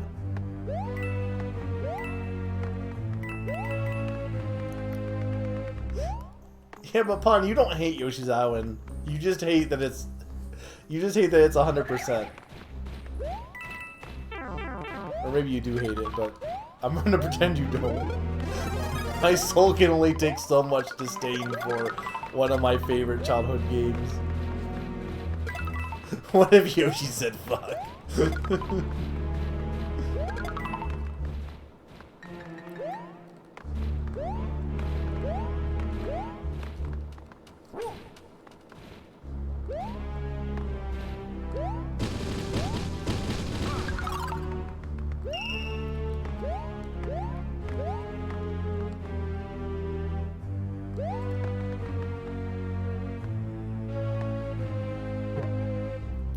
Okay, question. If it didn't have a baby, would you like it more, Sneaky?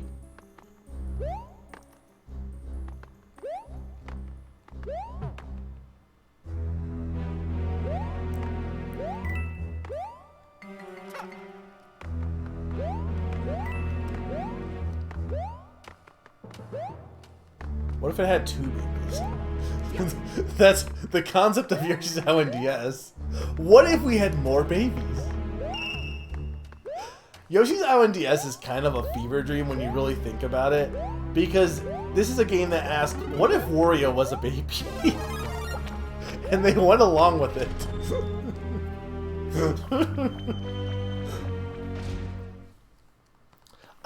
I like it as a mechanic though, like getting hit, having you have to recover something, as opposed to, like, I much prefer that to like one-hit KO mechanics, personally.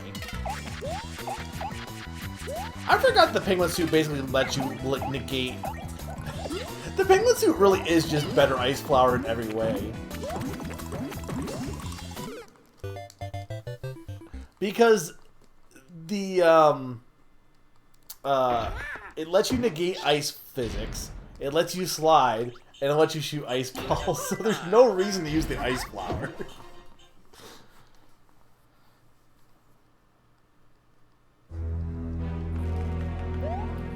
I know I'm not playing great right now, but I'm just kind of like shooting the breeze. I hope people are enjoying the stream. I'm having fun with it.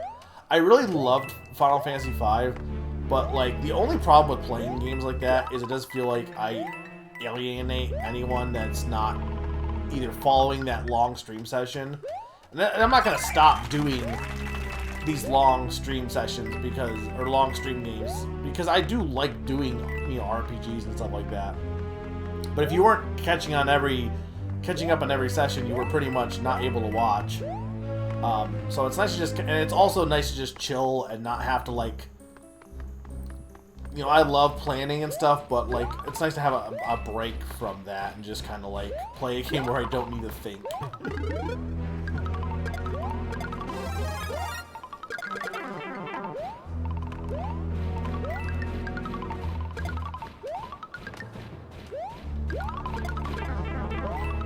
Come on. This section does kind of suck.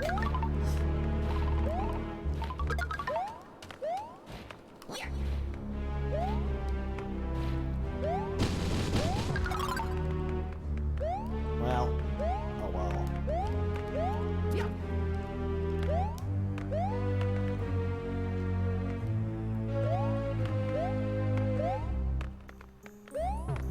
I think, yeah, streaming is a good way to finish the long game.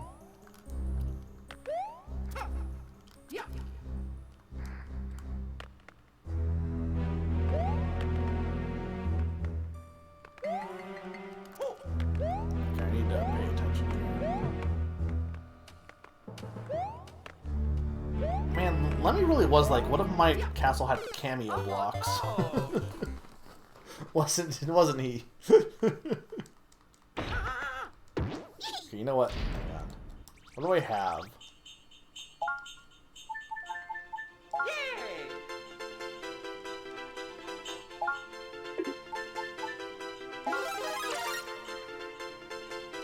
It's a good time.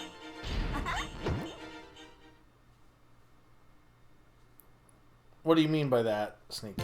Like, you mean watching someone stream or playing it?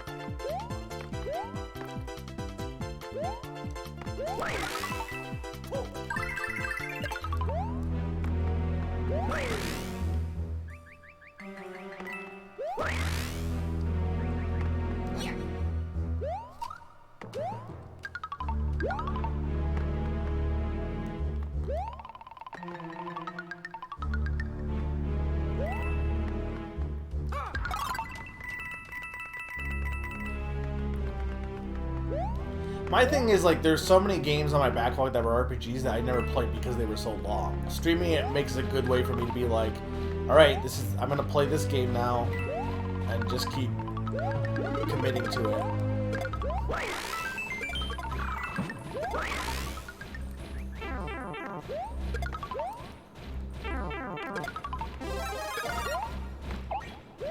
Can we stop hitting everything in the world?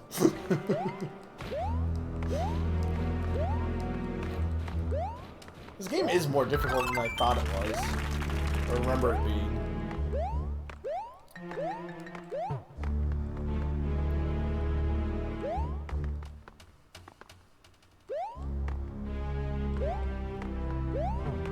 That's fair. Just be like me, though, and be like, I'm going to stream every week, no matter what, even if my friends want to watch Ultimate Muscle. Also a sentence no one has ever said, by the way. Because no one's friends want to watch Ultimate Muscle.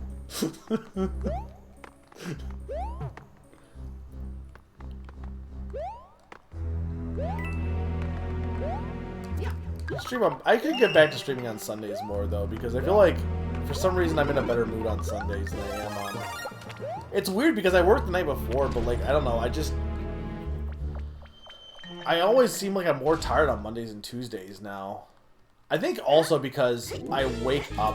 I need to stop waking up so early, because I've been waking up really early on Mondays and Tuesdays, partly because I have to mow. Luckily, at this point, mowing is basically done.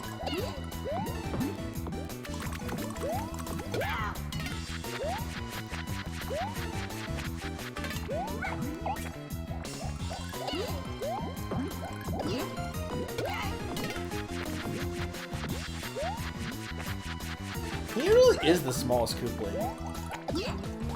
Did he always have a rat tail?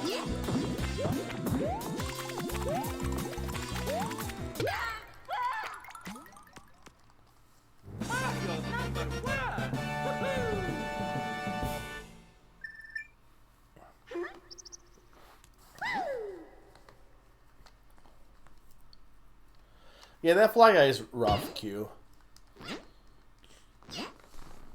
My thing is more the early levels. I had a really good run going at one point that would have been, like, easily, like, the best run.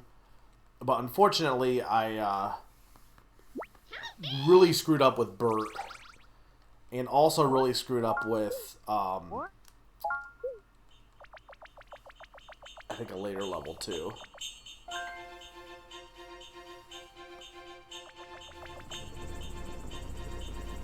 Pixago. You say that, Sneaky. But last Tuesday night...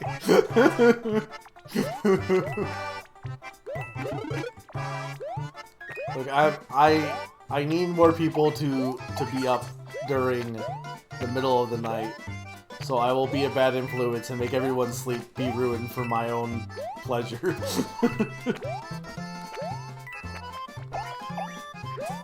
That's fair. To be fair, that one also wasn't my fault.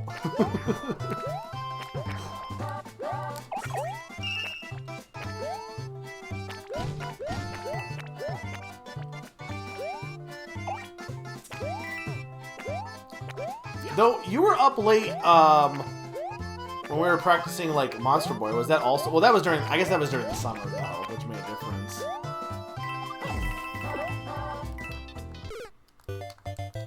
This is why I work night... See, here's the thing, though. This is why I work nights. Because in college, I always had a hard time getting up at 8. Because I'm not a person that stays up, or who wakes up early. I've never been a morning person. I've always been someone who stays up later. So it is much easier to just say, screw that, I'm just going to be up all night. Because then I don't need to worry about, like... no one could be... Like, I never have an issue waking up in time for, like, in the afternoon, usually. Like, I have never once... Like, I was late to class all the times. And I think part of it was me sleeping, but, like, okay, like, think about, like, not getting enough sleep. But, like, okay, I get 6 hours, sometimes even, like, with night schedule, I'll get, like, 6 hours sleep, or maybe a little bit less. And I still wake up on time with no problems. Consistently at college, if I got, like, 4 hours, 6 hours sleep, I would be late for class. Because I can't wake up at 8 a.m. It's too early in the morning. Meanwhile, you have all these older people who are like, well, if you don't wake up at 5 a.m., what the heck are you doing with your life? And I'm like, sleeping. Or, like, I guess still up, but that's, right now I'm just awake, but that's, okay, this is not great. I need to play better. Pixago. This is fair. Look, I would totally stream overnight if anyone would watch. But unfortunately, I did that and nobody watched. Here's your monthly reminder that I have like 5 billion Tears of the Kingdom streams that has content that nobody has ever seen in their life because I was the only one playing or watching or being there. Maybe there was like one random person who was watching, but they didn't say anything if they were. I've tried like really late night streaming before, and people just... And I've also tried early morning streaming before. Like, I tried streaming after my shifts in college, or not shifts in college, my shifts, like night shifts for a bit, like mornings, and it's always hit or miss. If it's a weekend, I think it works better, but... It's weird to me because, like, I don't know, I feel like in modern day, the idea of every job having a weekend off is less common. I feel like more fluctuating schedules are more common now.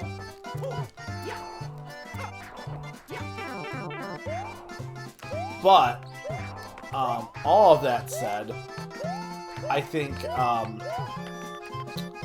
it's weird though because like still like people like more people have the weekends off than I expect at times.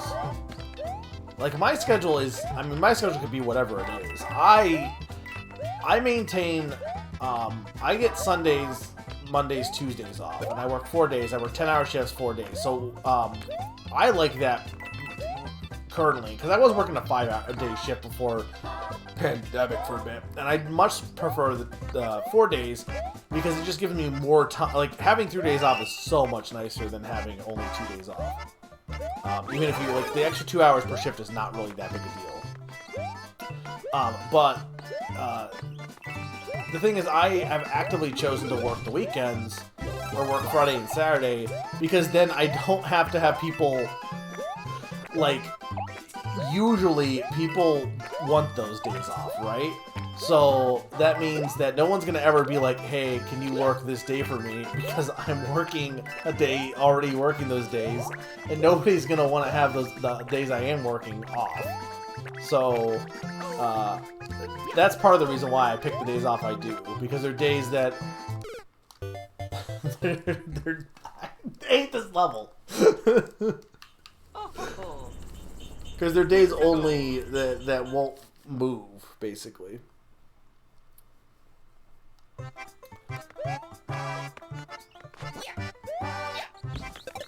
I think my thing is also, like, if weekends are always going to be busier because everyone else is always off. It's like, if you, like, you know, for example, my mom is going to vacation. Like, she usually goes on vacation in the first week in November. You want to know when nobody's going on vacation? The first week in November. Nobody goes on vacation in November. It is probably the least vacation-y time of year. And it's also probably the best time because nobody else is going on vacation. And I think more people need to realize, unfortunately, what can end up happening with that is people can realize, oh, well, this is a good time to go because nobody else is here. And then suddenly everyone is there because everyone else has the same idea. But like, if I want to do anything, you know, no one's going to be doing anything on a Monday. I'll have the place to myself. Was this considered a secret world?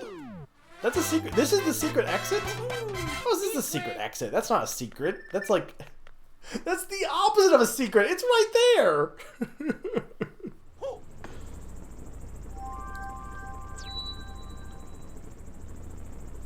Working 10-hour days has been what kills me in the evenings. I get that, Grim. I mean, I work night shift, but, like, for me, I get that because on the days I work, I pretty much just chill and go to bed, and then I do things on my off days. But, like, I still much prefer it to having... Because what was ended up happening is I have a longer commute than most people. I have, like, a half-hour, 20-hour commute. And first off, I was having to spend more on gas, and, like, I was also just an extra, like... There's just... Because I had a whole extra day. It was an extra commute day, like, that was wasting time. But also, like... What I found is that, yes, while I am definitely more, like... not wanting to do anything on my work days, I just want to, like, just chill. At the same time, it wasn't like it was any different working 5 days. Just, like, a little bit less, I guess, because I had a little, like, you know, I had a little bit more time to kind of play around. But it didn't really change how I felt for the most part. I just lost a day off. So, but I know that doesn't work for everyone. I know one of my friends, Summer, has said that they don't like doing that for the same reason, because they feel like they can't do practice and stuff on their days. They have less time for practice for piano practice and stuff, because they have less time per day. And I get that. It doesn't work for everyone, but I mean, now what I will say is 12-hour shifts would not do. That's too much at that point. Like, you get 4 days off, but, like, you're completely murdered at that point, I feel like.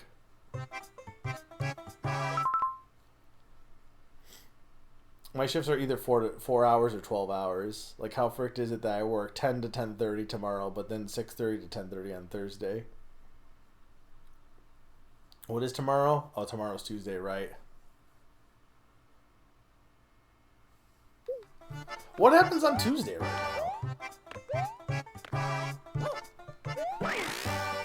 You know what needs to happen on Tuesday? They need to release Mario Party 3. When's that gonna come to NSO? And don't tell me when the Heat Death of the Universe happens. It's gotta be this month, right? Like, okay, what is left on the pre-release? Like, what games are left for pre-release for NSO? Really? I can't absorb the mushroom because of the block? Why? There is no point to this block.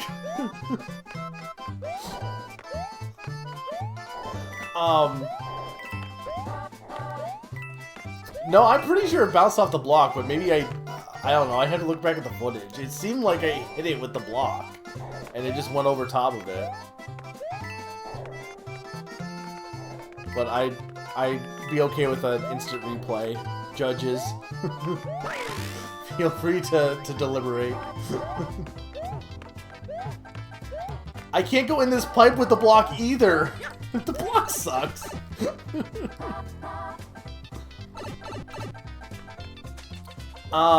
I think the only N64 games are... Was Wave Race one of them? I think we had Wave Race. And then Mario Party 3. Mario time. Game Boy Advance was... Was Golden Sun announced? Like, what's left on that? Alright, I forgot that you had to... Okay, I forgot that this was a thing. Okay, right. I forgot about that there was some, like, Super Mario World elements.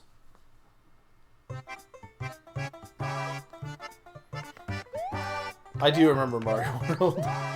You know what is also a dumb mechanic in Mario? Like, the only thing I think is not great about Mario World is the Switch Palaces, because they don't really feel like the position of where they are really rewards exploration. Like, if that makes sense. Like, you could be like, oh, you found the Yellow Switch Palace. You get rewarded with, like, being able to find more stuff in levels. Yeah, but, like, the first Switch Palace is literally just go left. The second Switch Palace is, like, about the same. Like, they're not really, like, in any off-beaten path, I would feel. A little bit, but, like, I don't know. I don't feel like they're as hidden as they could be.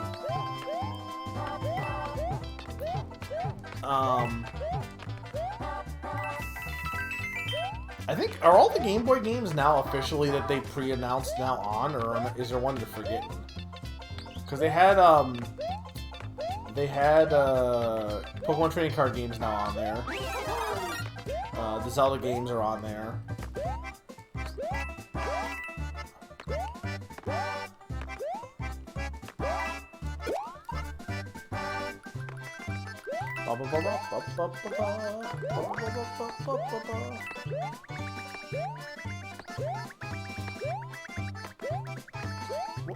Come back!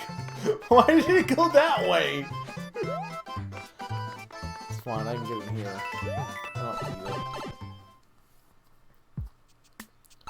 I love that this is considered the normal exit, though.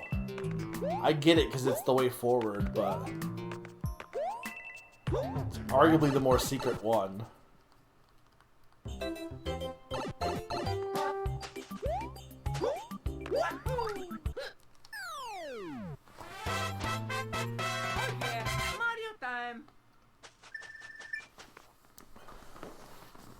So what's your favorite Mario power-up, and why is it... Actually, I don't even know what is my favorite Mario power-up, actually.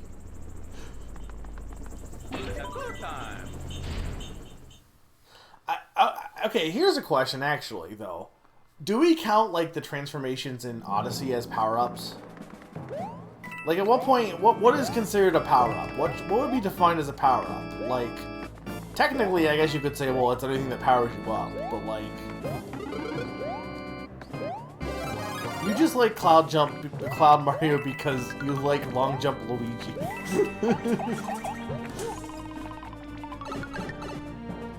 I do really like the blue shell. I legit love the blue shell. Oh, remember the snake block? I think the blue shell, like, can you beat that game with only the blue shell? I think I tried as a kid. I say as a kid, like, I was 15 when that came out in 2015. Like, a kid compared to now, I guess I wasn't a kid at that point. I considered myself a kid. If you look back at, like, it's weird too, right? Because, like, I feel like when you're young, you're like, oh, these kids are so much older, like high school kids. They look so older, and now, like, I look at high school kids, and they're just like they're babies. High school kids look like it's really jarring to look at like high school photos of people you know, like, or either back in the day. Like, I was looking at my yearbook at one point, and I was like, these are all children, and they were 18. And I'm like, these are all little kids.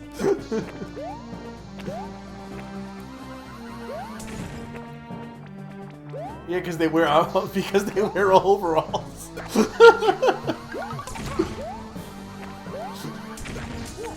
Apparently, my hottest take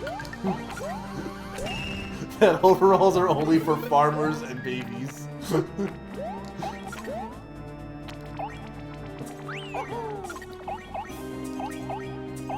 This is a cool level. It is a Lemmy level.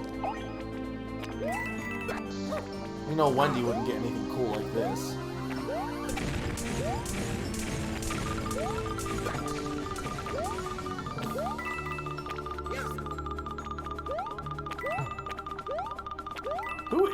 Who is your favorite Koopling, and why is it Wendy? Or why is it Larry?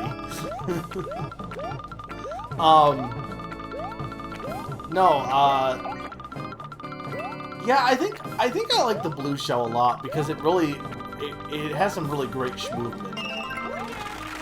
But like, I don't know if it would be my favorite. I don't know.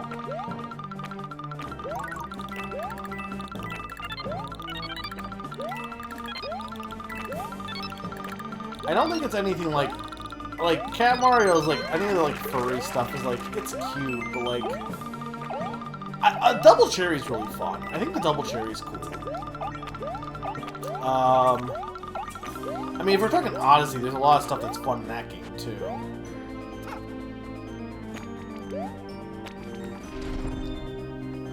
All right, no problem, Graham. Have a good night.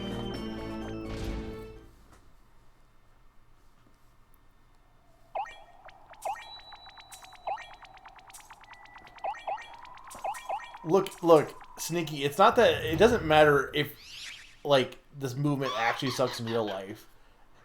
It just matters that you think the movement is good. That's all that matters, is that your perception is that you're moving. Big ball.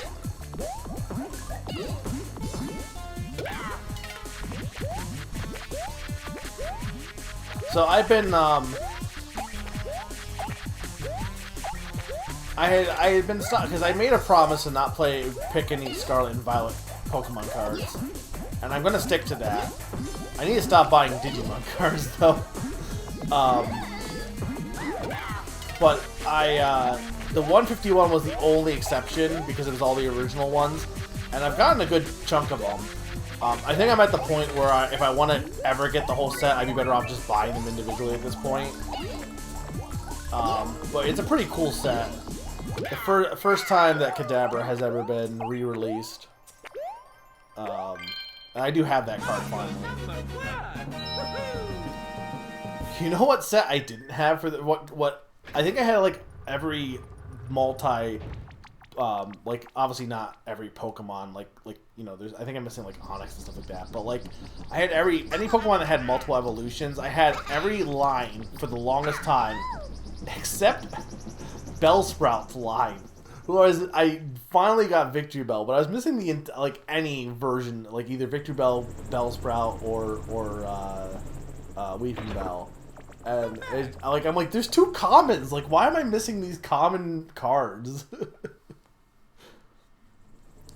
I don't like the big Hooplings though. They're too big. They're not as big as DK at least. I like cute and small. That's always been my type.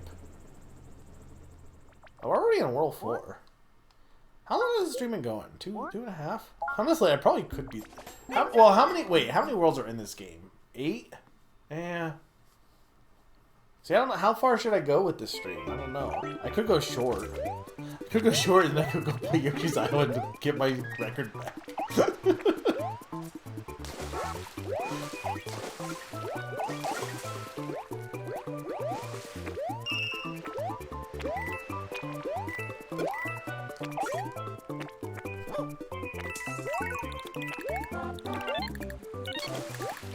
Apparently, because I know if you looked at the menu screen, I guess I just never 100%ed this game.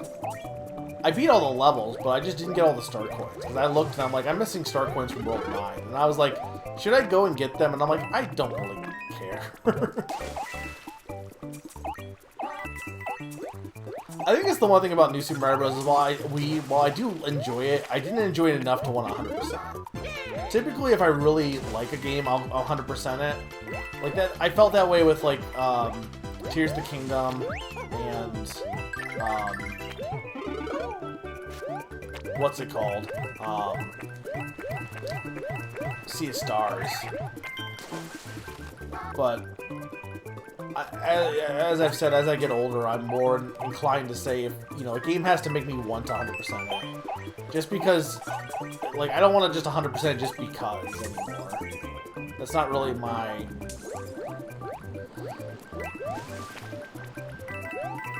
I think a game has to earn it, you know?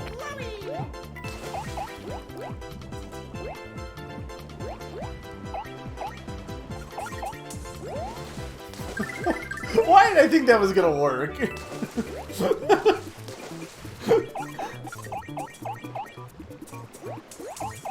By Sneaky. There were several people who had not submitted, who said they were gonna submit.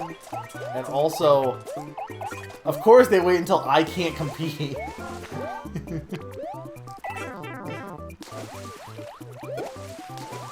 Look, I don't know what your score was, Sneaky. I have faith. Okay, yeah, I was gonna think maybe you, Faster Supersonic, because your score was pretty good. As it was. Yoshi's Island is definitely like, it is one of those ones where if you make one minor mistake, your run is dead. Because that's where I'm at the point where I pretty much any mistake I make, like I said, I had a really good run, but then I screwed up on Bert, and I was basically dead at that point.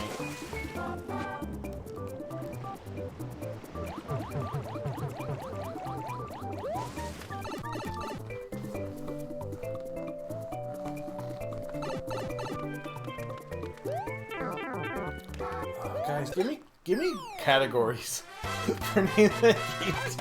Mario time. I said this to someone. I'm like, I don't know why I'm struggling so hard to make categories for Mario Name That Game Tune, but I got to the point where I was like, because okay, in my first, I did a Name That Game Tune for Mario back in 2017, and one of them was Year of Luigi, or no, well, technically the category name was the year. I think it was like 2014 or something, and the category was Luigi. It was all Luigi games, right?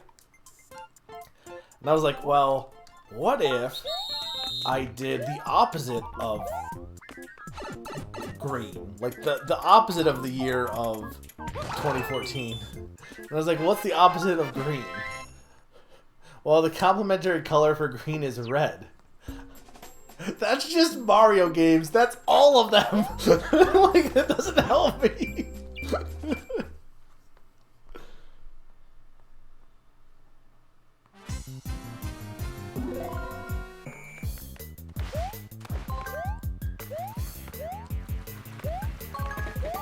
Technically, you beat anyone who hasn't submitted.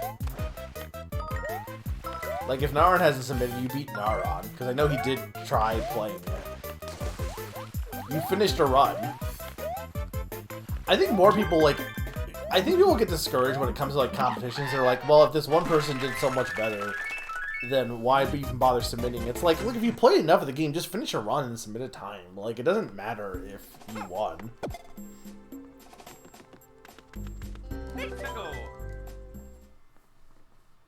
Nina beat me. I'm just saying, like, you know, I feel like to some extent people have to be okay with just. I'm not saying that this is something that you're. This is how you're coming across, Sneaky. No, I'm just saying this. I'm saying that this topic is a good launching off point for a different discussion, or for a discussion that could affect other people. I'm not saying this applies directly to you. Anyway, I think people need to get more okay with just competing against themselves sometimes and not really worrying about, like, who the highest score is.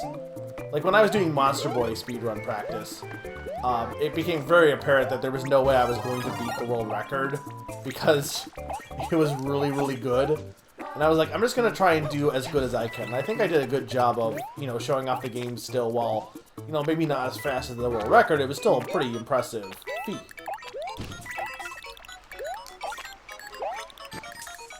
And that's kind of like when I've seen people talk about like the Super 16 and stuff. I think that's the thing that gets frustrating for people who want to compete in that is like, to some extent, they make it seem like it's a game where, or make it seem like it's an event where it's celebrating the SNES and anyone can try playing them.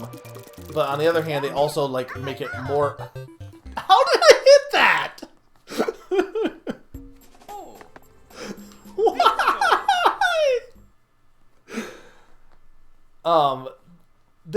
They make it seem like it's more only speedrunners are allowed to compete. He really was.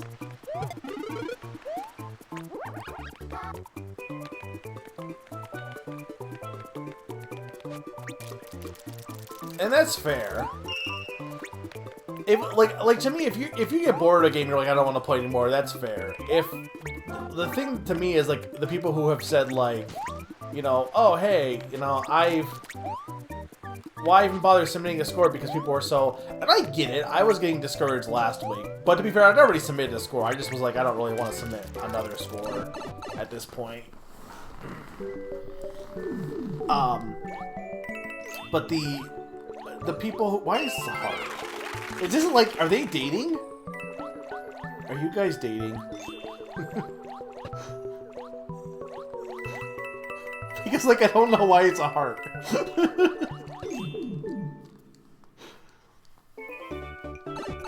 Urgent love.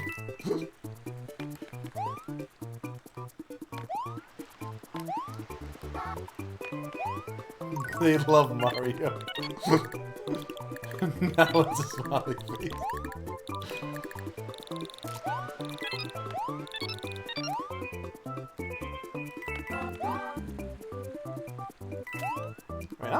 I'm enjoying this more than I thought I was going to be honest. Not that I thought it was going to be bad. But if I'm enjoying this now, imagine how great Wonder's going to be. I can't hype myself up, though. Because if I'm like, Wonder is going to be better than sliced bread, I'm just going to set myself up for disappointment. I maintain that it's best to go into a game with no expectations. Because or expecting it to be, at best, just okay or bad. Because if you expect it to be not great, and it ends up being amazing, then you're going to be amazed. But if you expect it to be fantastic and it ends up being awful, then you're going to be disappointed. I just like the older and older I get, the more I'm like, hype is a drug that people abuse. Like, you gotta hype responsibly, because while there is advantages to hype, it also can really kill a lot of people's love of a game. You know, the mini mushroom's pretty good. Like, I think the mini mushroom is like the purest form of like that Super Mario Bros. Dynamic of needing an extra hit kind of thing, but like extreme. It's like, or not needing an extra hit, like not having the extra hit. Like, you have the advantages of like having more speed and being smaller to dodge, but also like you know, take a hit and you're dead. And you also got Luigi physics.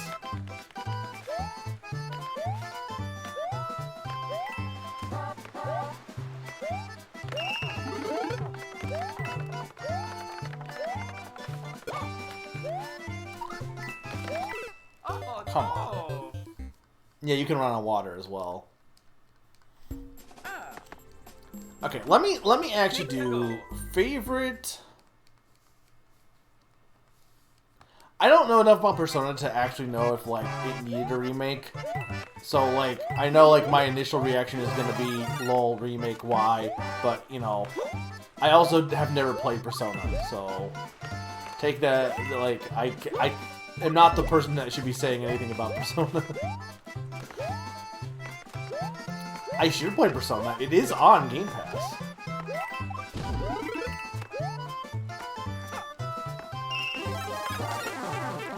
Oh my lord, why?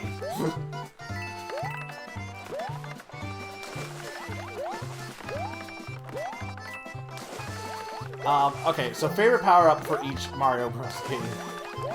Well, Super Mario Bros. 1. I mean, I guess it's the Fire Flower.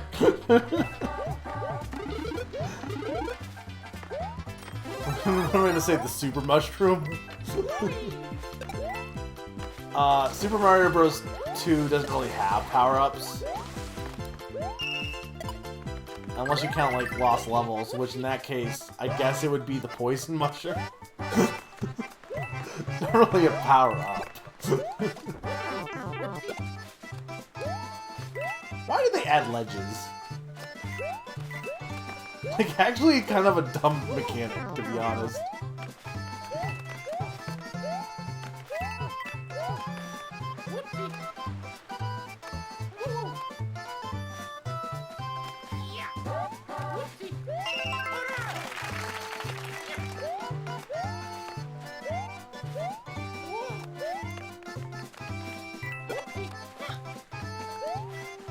Oopsie!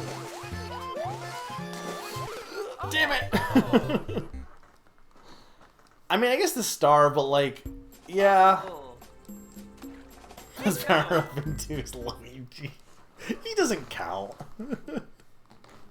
Sneaky, that also doesn't count. that would be for, like, I guess, like, that would count as a unique Mario Maker 1 power-up, which, or, yeah, Mario Maker 2 power-up. I guess it's interesting, right? Because Mario Maker 2 does have, like, several unique power-ups. Because isn't the building hammer, like, exclusive to that game? I guess the Amiibo flower also counts. What's your favorite power-up? Peeing Disco.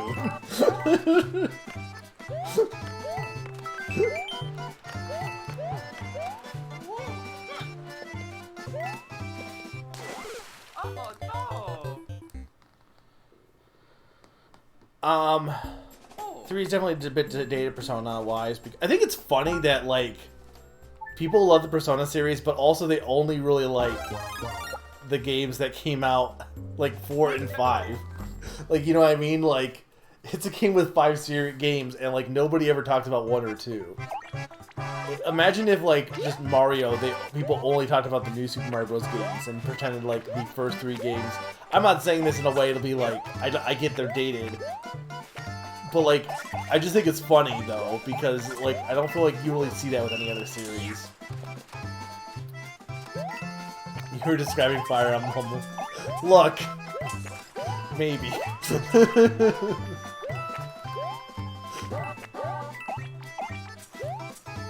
Part of that is Nintendo's fault.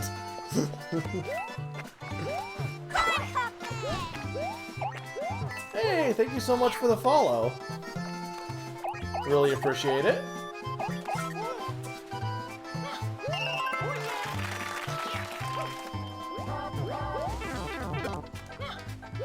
Just get out of this level.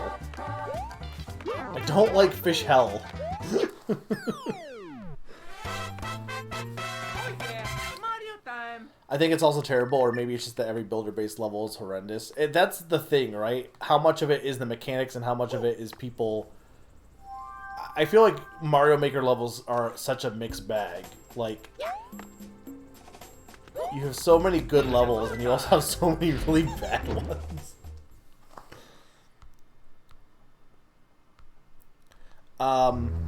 Favorite Super Mario Bros. 3 power-up?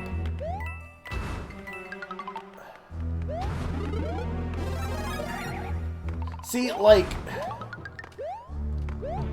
There's a part of me that wants to say the frog suit, but to be honest, the frog suit's not really that good. So, like, it would only be like, I like it because he's a frog. But, like, is that enough of a reason to say that's my favorite power-up? Now, Super Mario Bros.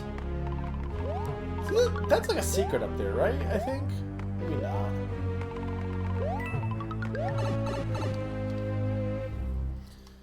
Okay, but the P-Wing is just, like, cheating the power-up. Like, you just get to skip the level. Like, no, I don't like that because it's not really an interesting power-up mechanic. It's just, you get to skip the level. Like, I don't want to rate them based on which is the best power-up in terms of, like, power level. I want, like, what's my favorite. I do like the Hammer Bros suit.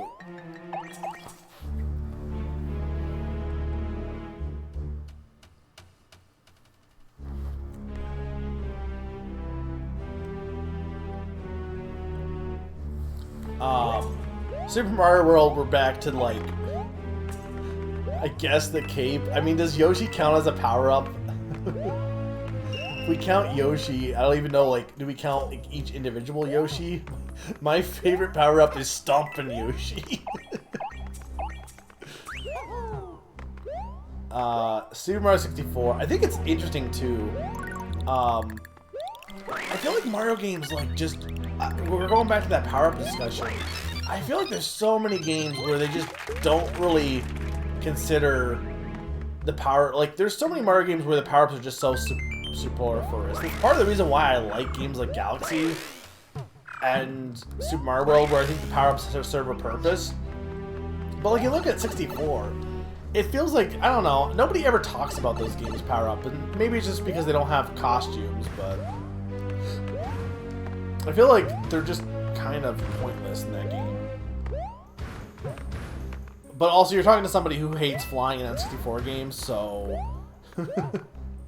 I guess I would say the metal cap, because invisibility just sucks, and I don't like flying, so... The best power-up is Yoshi on the roof. I mean, the cape is definitely probably the best power-up, but Yoshi's cute. Where are the bongos in Super Mario World?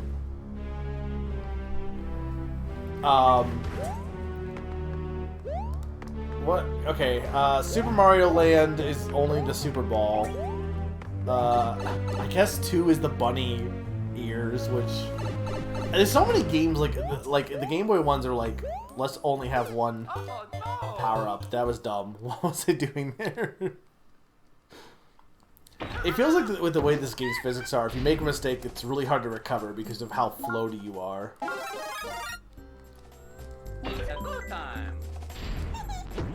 Oh, that's fair. Yeah. Super Mario Sunshine doesn't really have power-ups?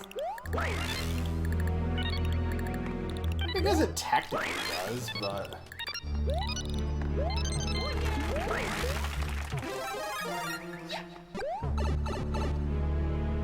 I mean, yeah, like, what is the best one? Well, it's the turbo nozzle or whatever. Hover nozzle, like... Juice Yoshi.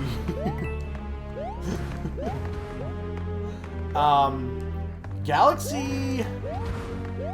What do we have? We have the Boo Mushroom, we have the Bee Flower, or Mushroom. We have... Rainbow Mario. We have... I'm surprised there's not something up there. We have, the Flying Mario. The spring... I can't say the spring mushroom, it's so bad.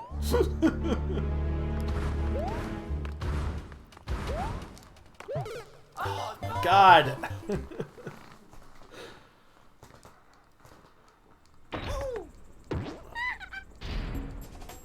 There's so many, like, cloves in this game that apparently just don't do anything. I think the best is probably actually the Bee Mushroom, only because... I don't know, I like the idea of the Boo Mushroom, but, like, I feel like it doesn't really actually amount to much, because I don't feel like they do anything clever with that, whereas I feel like at least the Bee Mushroom has some interesting use. Actually, arguably, the Spring Mushroom is the most interesting, but it's also... Where'd it go?! Also proof that the blocks block the power-ups, by the way.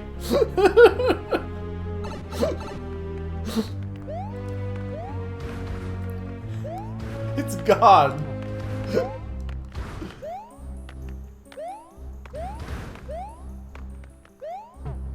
Yeah, this is my biggest problem with this game, is it has so many absolutely pointless power-ups. And by so many, I mean 2. Yeah, I would agree with that. I guess, what is Boo's mechanic? Like, it can be invisible sometimes. Oh, come on. I could not recover fast enough there. It makes Boos fall in love with you. It's go time. Which does this imply that, like... So here's the thing, like, all the Boos fall in love with you. Does that mean, like, the Boos are genderless? Or are they all female? Or is Mario gay? Or all the Boos gay? Which I'm okay with any of those options.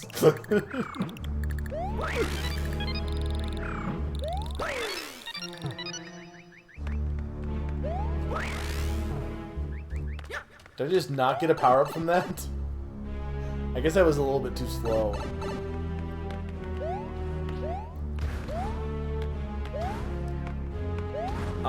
Okay, Galaxy 2. The Cloud Mushroom is good. What is the other new power-up for that game?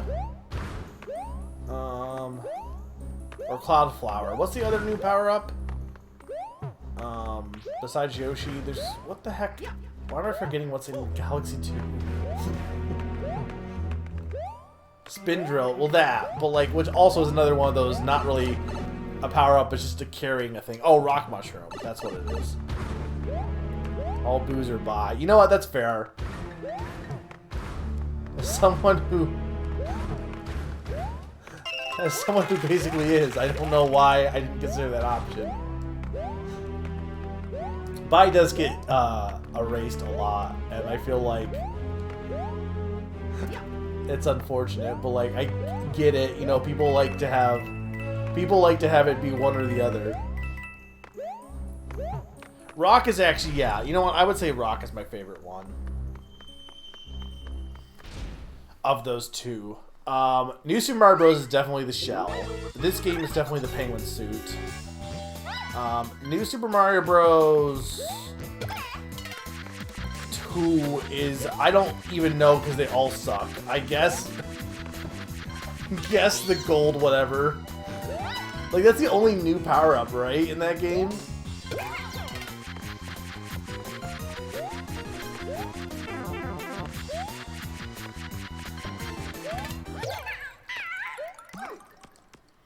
Gold block on your head.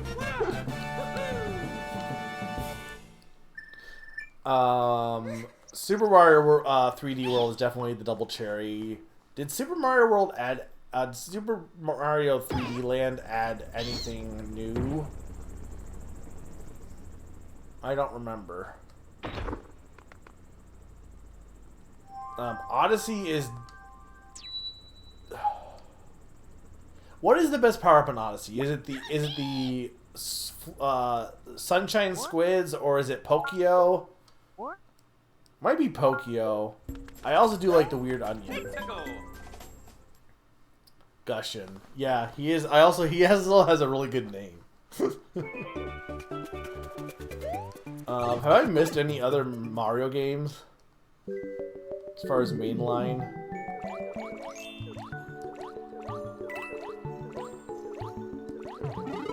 It feels like it's weird that, like, I feel like people think power-ups are a big part of Mario, but as we're going through them, like, they're really not.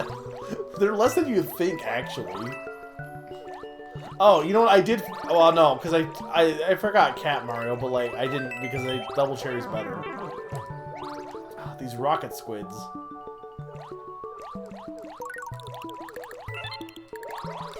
Oh no! Oh, Mexico. Oh, you mean like the Super Tanuki one? But those don't really count.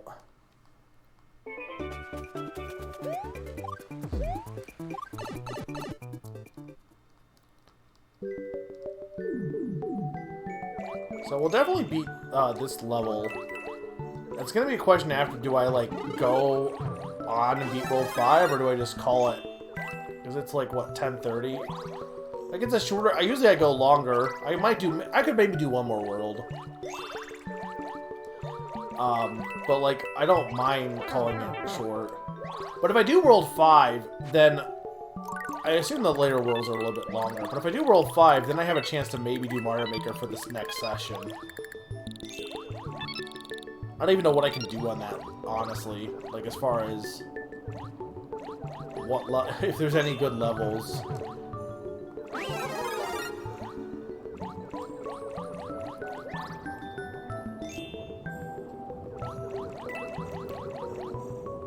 I don't think Mario water levels are all that great, to be honest. Granted, I don't think water levels in general are that great, to be honest. Do you have levels on Mario Maker 1?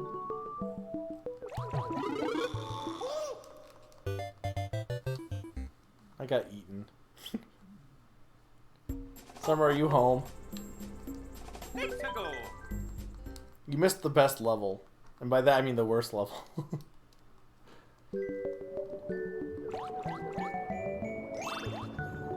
You also missed the best Koopling. And don't you dare say no, we're in their world now. I'm just gonna skip that gold coin. I'm not going for all hit coins. I can't even remember if you do. I think you need all the coins to get. Do you need all the coins to get the secret world or no? Not that I want to play that, to be honest. I think at the time this came out, because I think New Super Mario Bros. Didn't really have any challenge levels, and I feel like this is at the time when like gamers were getting annoyed with more casual focused games, and I think this is the first game that had at least some semblance of like a secret world, like challenge world sense Mario World. Because Galaxy 1 didn't have that, and Galaxy and Sunshine and Super Mario 64 didn't have that. And then this, I think this one has like the Star World, and then like pretty much every game after would have like some super duper challenge world, like Galaxy 2's final level and 3D World Challenge Road. Odyssey has it. And granted, like the Star World's not the same thing, but it still has the same, like, it's not exactly the same thing because it's like not one big gauntlet. It's like a bunch, you know, it's like a normal level, I'm pretty sure, or normal set of levels, but they're just harder. But I think this is the first game in a while for Mario that brought that back. Because you had a bunch of people who were... I think it's funny, though, because I think the Wii, especially compared to, like, GameCube, I think is when you started to get more games where... Because I think they were struggling with, okay, games are getting so complex, how do we make these accessible to new people while also still having challenge for older people? And they added stuff like the Super Guide and stuff like that, and people got, like, frustrated. People get pissed at the Super Guide, and I get it to some extent, because the Super Guide does, like, you know... I don't mind it too much because I just ignore it. Like, the sign says, hey, do you want help? No, I don't need help. Okay, cool. But at the same time, you know, I get that people can see that as like, oh, well, you're kind of patronizing me. But, like, I feel like I'd rather have, like, if the trade-off is you get, you know, more complicated levels, but you also appeal to newcomers, you know, I don't really mind that. I think now, I feel like they're just kind of like, they've kind of just started just not care, like just having everything be more like, I don't want to say like not difficult. I think the problem now is like a lot of level design in some of the modern games have been way more uninteresting, I don't want to say complicated, intricate.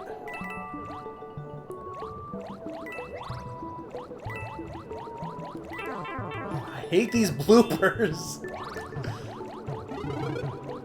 Thank you.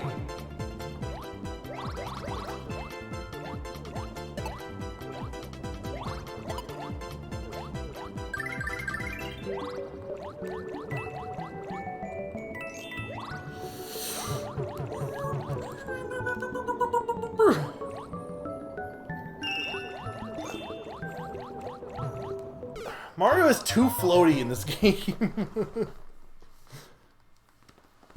Oh, You need every coin in a world to... Okay, yeah, that makes sense.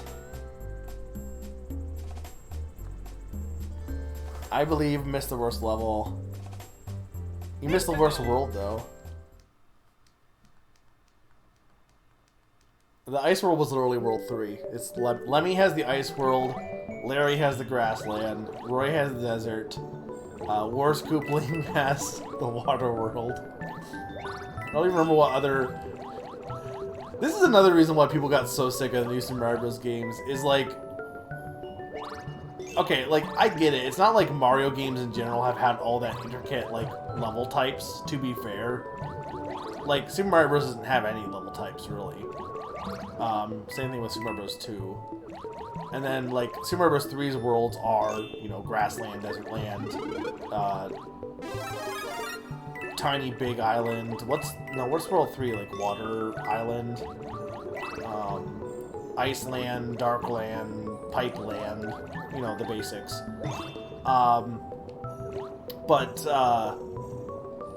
And I guess World also doesn't really have levels either, to be fair. So, like, I guess complaining and seeing, like, being like, oh, well, we have all these basic level types that Mario's doing over and over again.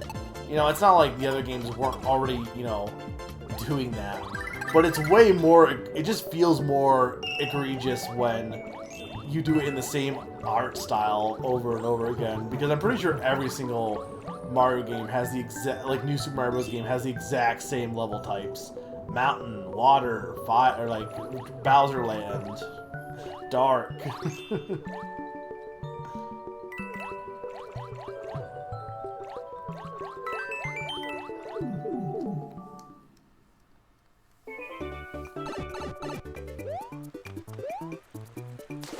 And I guess, like, I guess the 3D games had more of that, but, like, 2D games never really did have any different level layouts.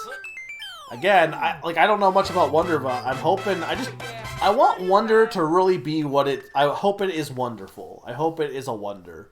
I wonder what Wonder will be, and I hope it is wonderful.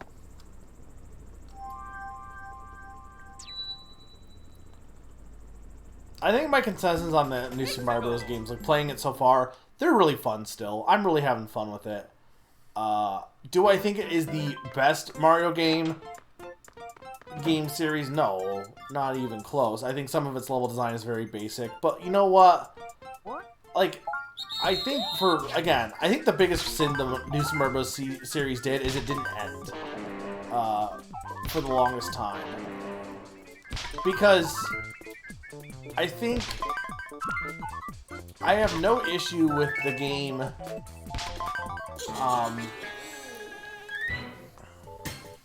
I have no issue with the first one, I have no issue with the second one, because the second one introduced multiplayer and stuff like that, right? I literally, the new Super Mario Bros. 2 and on, and again, I don't know, U was probably fine, but like, you didn't have to do anything wrong because 2 was so absolutely a waste of time that it made me not want to buy you, you know? So I think that's the thing, and I think the series just needed, it's really funny too, like, people love to talk about, like, how the Wii U failed and all that, right? But when you really think about the Wii U's launch, they were like, do you know why they were like this? Because it's not like the Wii's launch was bad by any means. I guess because the 3DS launch hadn't been good, but because it had like a bare launch lineup, but like, that's just launch lineups in general. I'm not really sure what their thing was, but like, I feel like the Wii not having a Mario game at launch was never really like a big deal. Because it had Twilight Princess, and I think people, like, Wii Sports was enough that I don't think people really had an issue with there not being a Mario game. But like, Nintendo made this big deal about how the Wii U is gonna have a Mario game. Like, you know, you can't have a launch without a Mario game. And to be fair, the Wii was the first console that hadn't had a Mario game at launch. You had Super Mario Bros. For NES. You had Super Mario World for SNES. Super Mario 64. With Super Mario 64 for N64. And then you had I guess Luigi's Mansion. I guess you could argue technically, like, if you don't count Luigi's Mansion as a true Mario game, which, you know, most would not, then I guess the last two consoles didn't have a Mario launch. But, like, for some reason, they're like, we need to have a Mario launch for the Wii U for it to be a success. And they picked this game, or they picked you.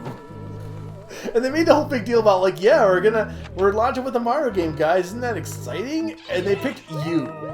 Like, I think that's the thing about U2 is, like, also U2. But, like, the thing about you is if it was just a game that just came out, I don't think it would be as bad. But they, like, hyped it up as a big, like, launch thing. Like, oh, yeah, we gotta play. Everyone's gonna be buying it on Wii U for this game.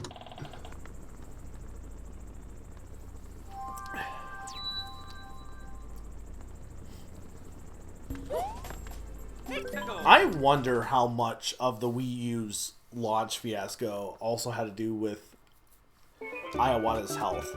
Because, like, Iwata did a really good job of bringing things back. With, like, the Wii and stuff. And I do wonder if, like, that didn't impact some of it, you know, in hindsight. Oh, Yoshi's not in this game much, is he? How do we feel about Coin Lakitu?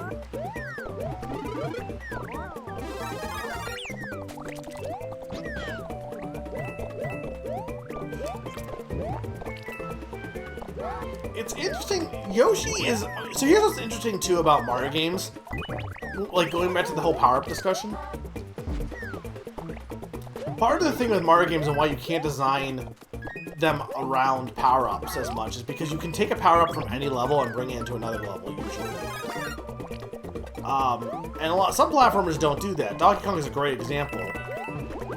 Or because when you get, like, the Animal Buddies, you can't take an Animal Buddy from one world and bring it into the other level. You could, once you have an Animal Buddy, it's just in... Once you leave the level, usually you're just done with it.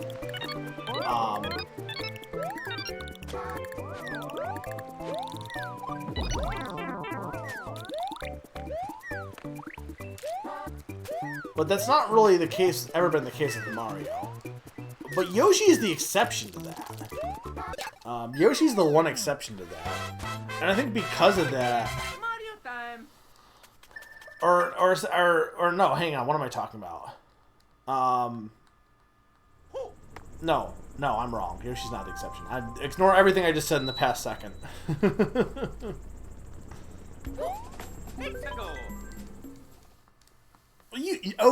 I don't know if you heard, but I said this game is good, and you missed the whole start of that conversation, where I said New Super Mario Bros. Wii and DS. I don't mind. I just think the series went on too long, and I said I was having really fun. I was having a fun time with this game.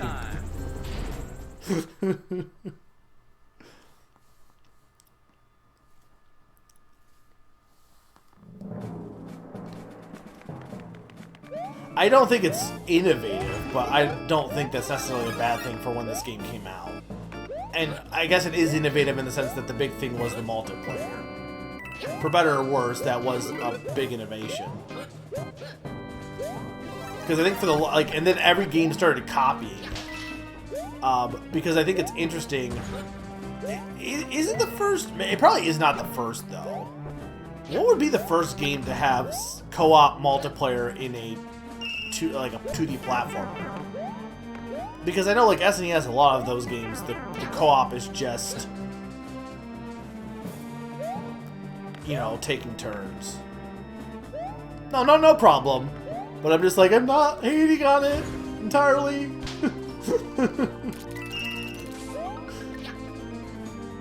I'm not gonna say, like, I'm the biggest New Super Mario Bros. Wii fan, but I am enjoying this a lot more than I was expecting, having been 10 years and having had a sour taste after 2. 2 I will hate, like, with no issue. Like, I don't think 2 deserves... Even if I'll admit that 2 is not a bad game, because it's not really a bad game, I don't think 2 deserves any love, because it is such a phoned-in game, at the very least.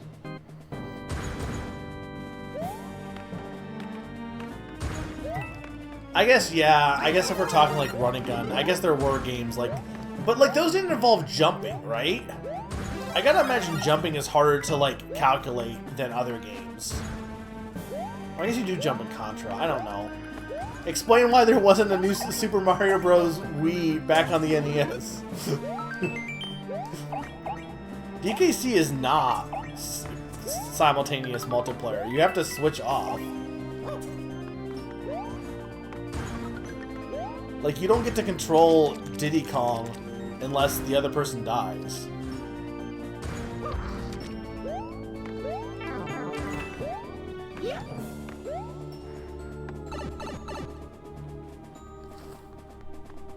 To be fair, Sneaky, Battletoads also sucks. Contra I don't think does, but Battletoads definitely sucks. I think we've all agreed this at this point. The people who like Battletoads, I think just like the Battletoads as mascots. I don't think Battletoads is a great game. Do you? Do you like the game The Battletoads or the Battletoads? I played the Xbox remake, and that one was not fun. That was boring as hell.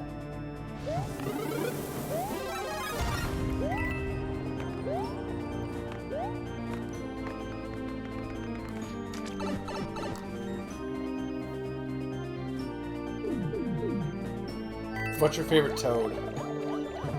And why is it Mushroom Man?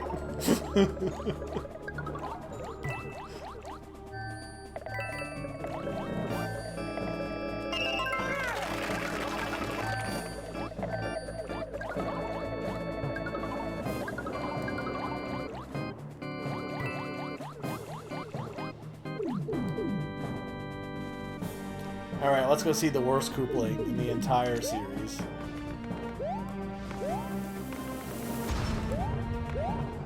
Is there really not a secret power-up here? My favorite toad is Kawa.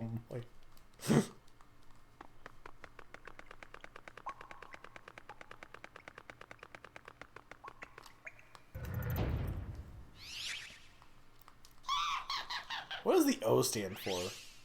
I know why she's Wendy O, but like, what, like headcanon, what does the O stand for in Wendy O? Alright, this is a water battle. Wow, this really is the worst Koopling.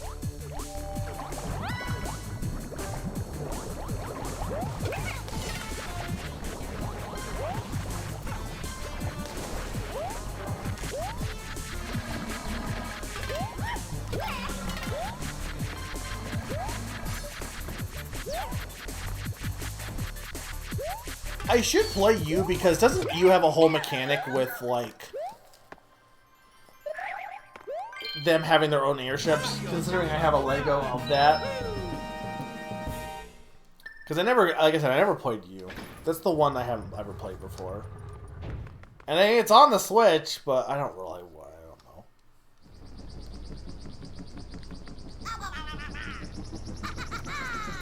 Buy it for me. I'll play it if you buy it for me.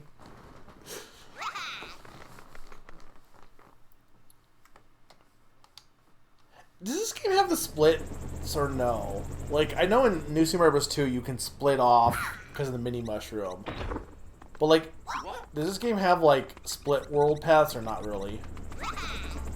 Alright, I forgot about... See, this stuff was cool. I did like this when I played this back in the day. Like, stuff where it's like, oh, you expect to go through the castle and that's the end. Nope, you got one more level and it's the airship level. Like, that's cool. I do like that Bowser Jr. basically becomes the leader of the Kooplings. It's fun.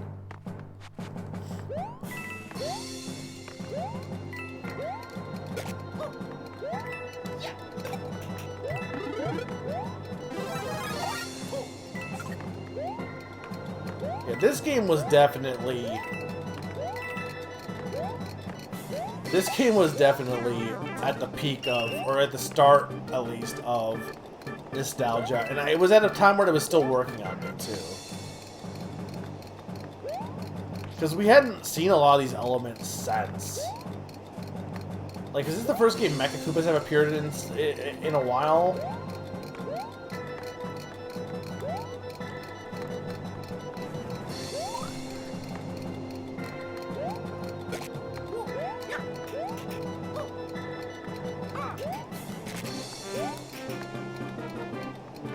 Can I really not bounce on those guys?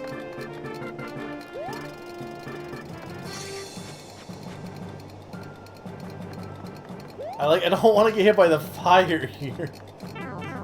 Well. Oh no! This is such a stupid jump. You know what? He can't stop me now.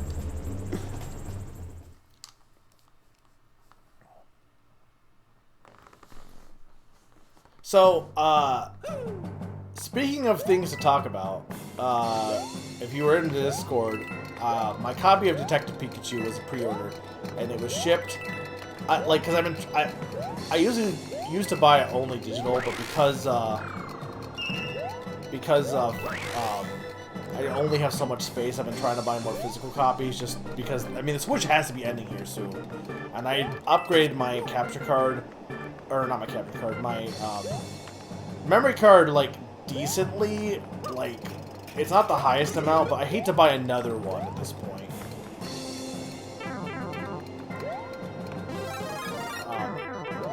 Anyway, point is, I've been buying more physical. So I had it shipped via Amazon, and occasionally, so in the past, I haven't really had, I used to never have an issue with Amazon or any company sending me stuff here, but then a few years back, at least it was mostly FedEx, they'd be delivering it to the wrong house number. So like there was a house on a different street, like a few streets down, that had the same number but wasn't the same, like obviously not the same street, and it would just go there instead, and it was frustrating because like where'd it get to? And then, so now recently, that was on and off. The last few Amazon orders have been sent to the house next door, and the one I didn't even realize because it got, my aunt ended up getting it for me, and it was, the neighbors just brought it over, so it didn't really affect me. But this one, they're like, oh yeah, it's delivered, and they show a picture. It's like not the house, and it's also so close. Like they took the picture so close up that like if you didn't already know which house it was, you wouldn't know what house it was. And it was dark and rainy, so I'm like, we don't even know like if this is the neighbor's house because you like zoomed in so super close, and we can't even tell. So this has been frustrating, and for Wonder, which I also have pre-ordered, I have a note on there saying, please do not be dumb. I don't have it said that way, but like basically it's please deliver it to the right place. Here's how to find the house. It's not that hard. Like the number on the house also is like super blatant. Like it's not like hidden. Meanwhile, the neighbor's house I'm pretty sure is hidden by bushes, so I don't know why it keeps getting there. Beyond that, I think they order a lot from Amazon, so I think the Amazon driver just is like, because I think that's the thing, is it used to be like UPS or FedEx, and now I think it's the Amazon drivers, and I think they just are like, well, we're already delivering it to this one house, might as well just not walk over 2 steps to the other house.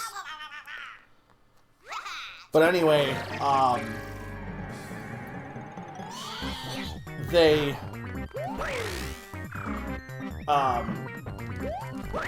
so I did get it back from the neighbor at least, which was good. I mean, not everyone's gonna be that lucky, but it's frustrating because like Amazon's on their website is like, ooh, you know, if you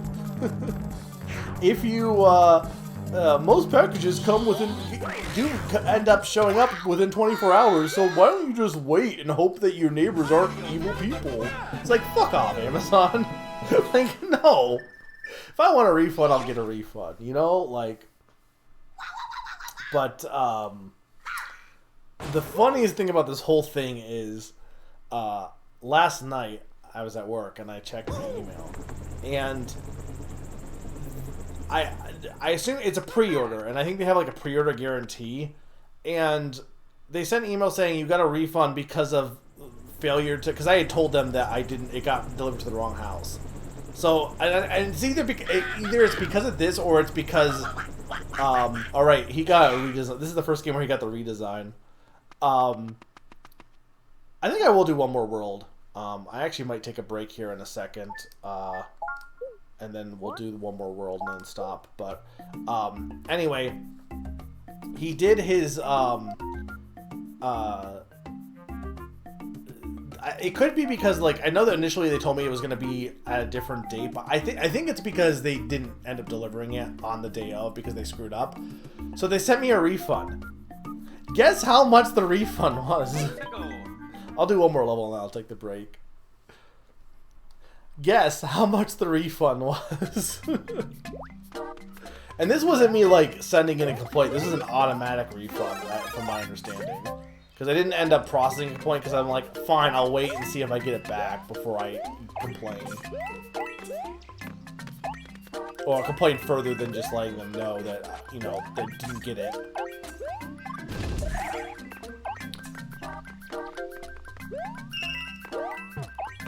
Lower than both of those.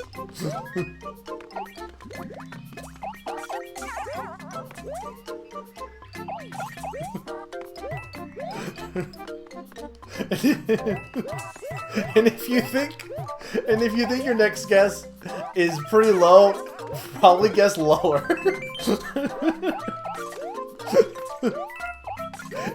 2 cents. They sent me a refund of 2 cents to my credit card.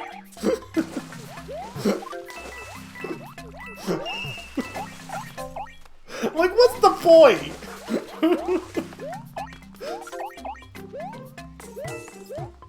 The only thing I can maybe think of is maybe they're just, like, testing the credit card and then they're gonna send a full refund. I don't know, maybe.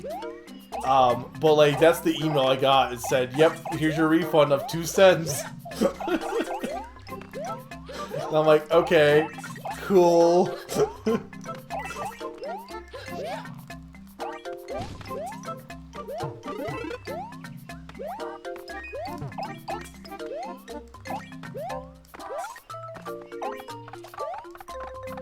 And like I said, I didn't request a refund.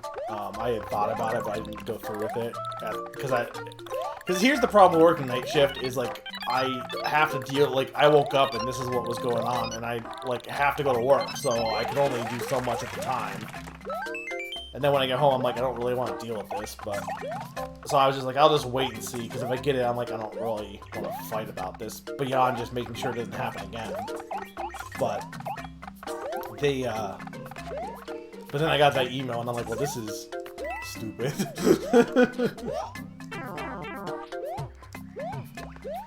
That's where the last coin is. Yeah, that, like, was really good. And then Walmart had a discount on their games, too. So then when Amazon stopped it, I was going to Walmart. But then Walmart stopped that. So now it's like, well, where do you get games? I do like these Koopa houses. They're pretty fun. Mario time.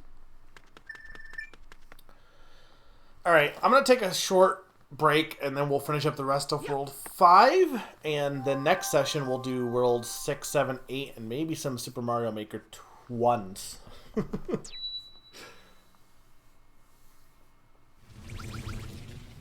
Alright, I will be right back, guys. 2-minute break.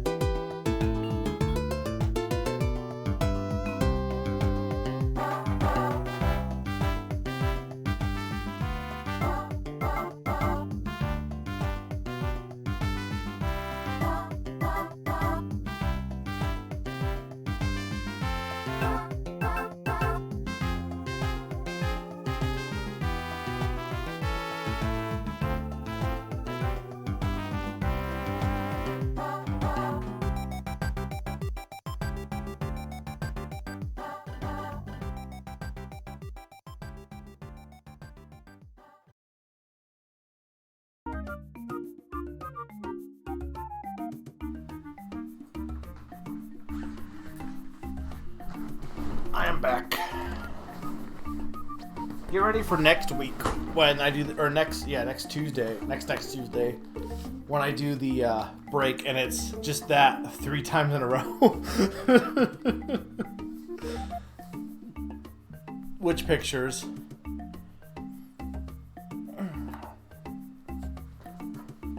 I didn't have a chance yet to really look at. I was looking mostly at the Yoshi Island chat.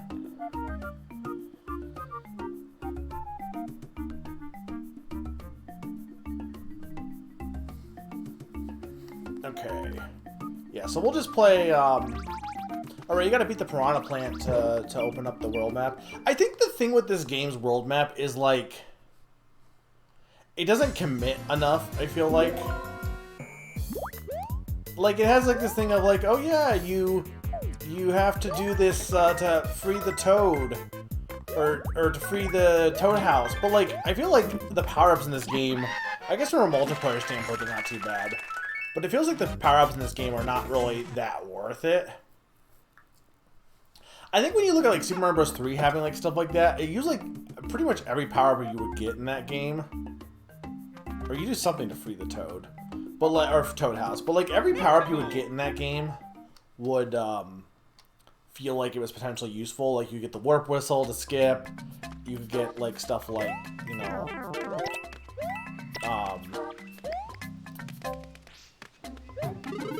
the hammer to like remove obstacles, the anchor to anchor. But like you don't really. I have this guy on Lego form. But you don't really get that in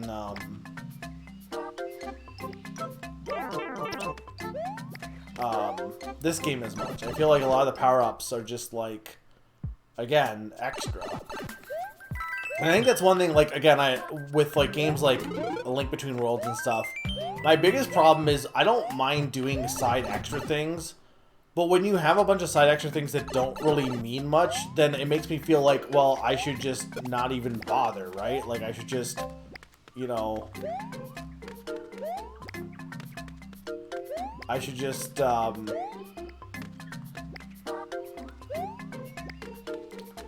it's not like the reward is worth it. These guys are kind of dangerous as small Mario, aren't they? Look, the anchor is useful in Super Mario 3 crowd control.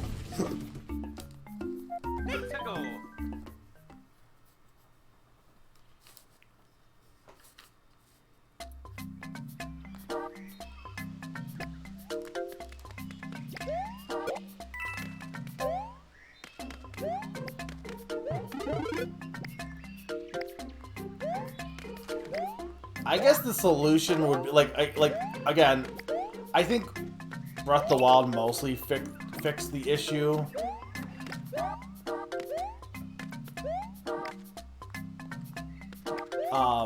Because like most of the rewards, they did and they didn't. I feel like most of the rewards in Breath of the Wild felt like they were worthwhile. Tears of the Kingdom, debatably, maybe not as much. Can we please stop getting the 1-up? I don't need the 1-up.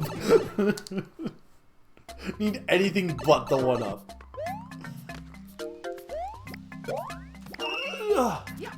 Okay.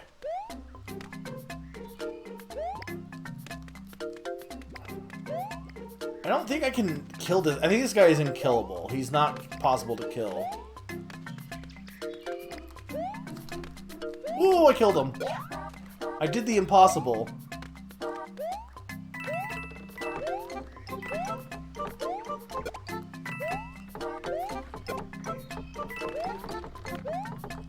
Okay. There we go. Now we're gaming.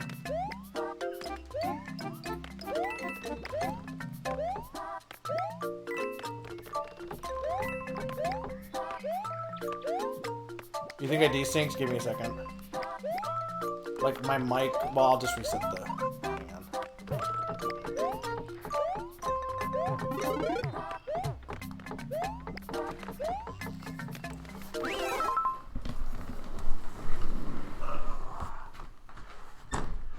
It's easy enough to refresh.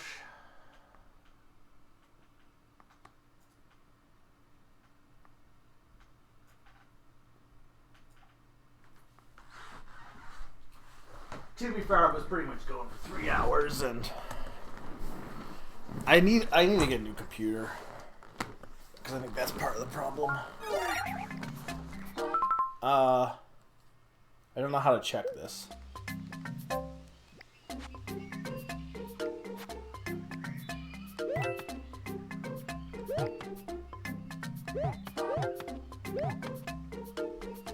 I'll have to check it once I'm out of this level.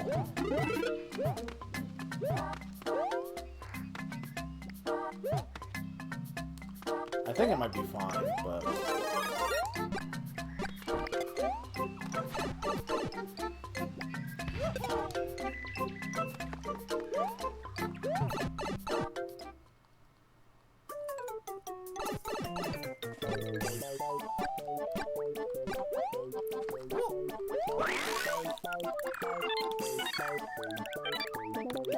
Why is the propeller block a thing?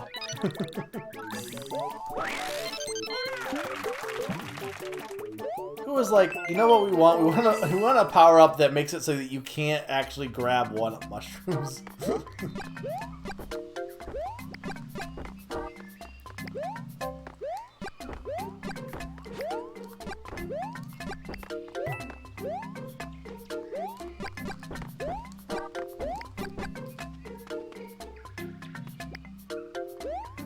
This guy is impossible to kill.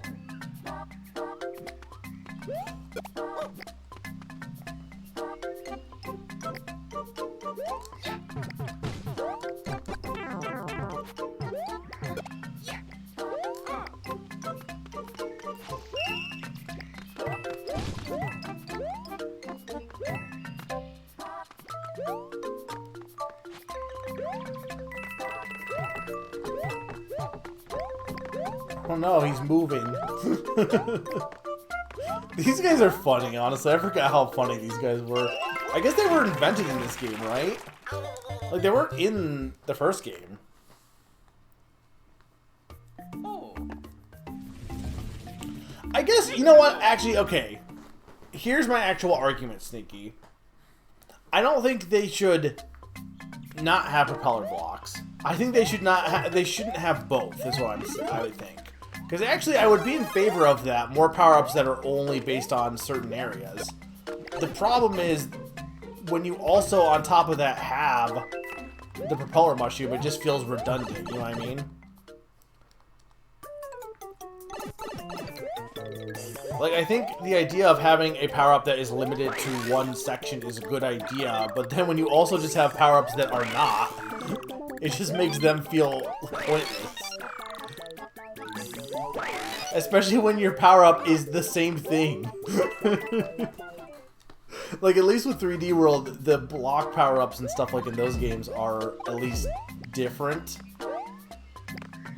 Here, it's the same thing, but in block form.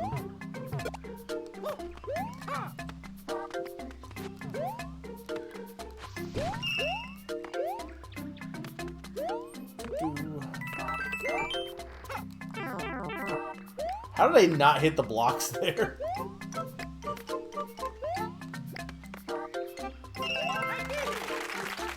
Oh my god. I don't even need that coin. We live in this level now, by the way.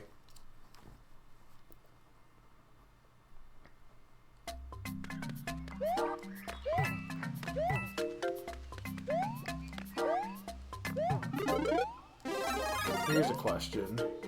I'm not doing that subsection. I've done that so many times.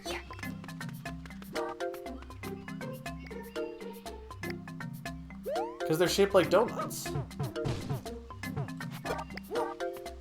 And it's called donut platforms because the level is called Hop Hop Donut Lifts.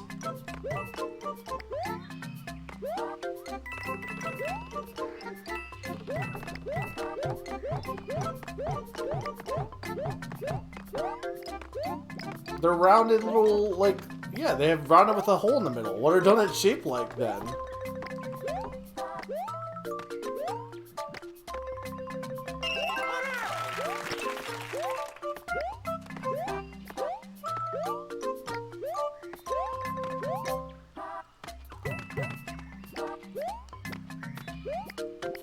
I think that's just a sprite limitation. I always saw it as being a full round circle.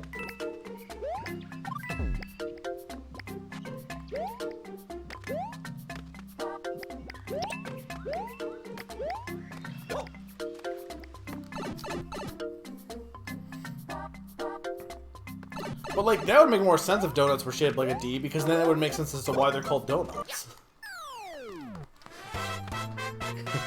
Actually, no it wouldn't, but... Why are they called donuts, actually? Like, the dough part, obviously. What's the nut part?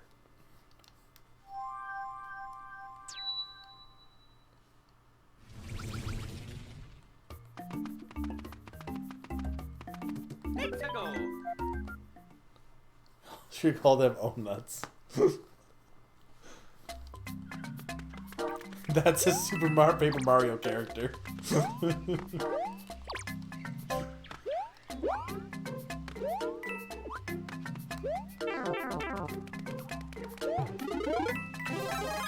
That was 100% worth it. Oh, I didn't check to see if I was synced, by the way. Do I seem unsynced?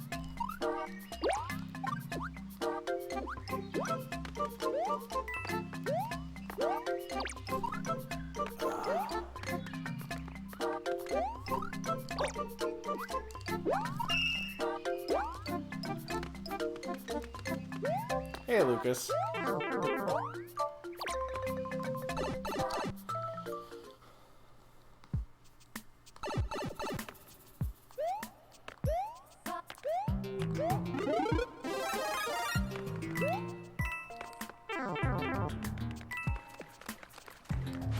Oh no! Oh, let's go.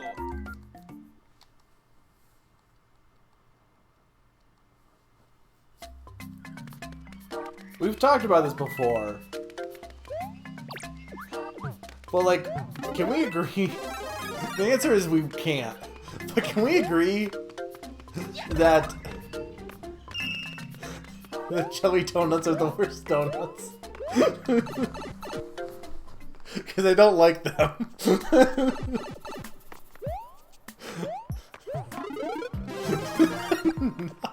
Look, I'm just saying.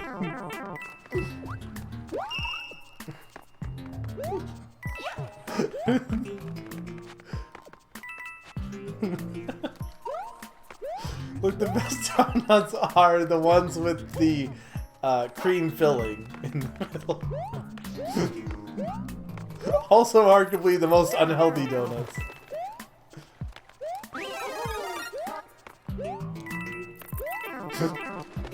Is this what makes you unsubscribe from me?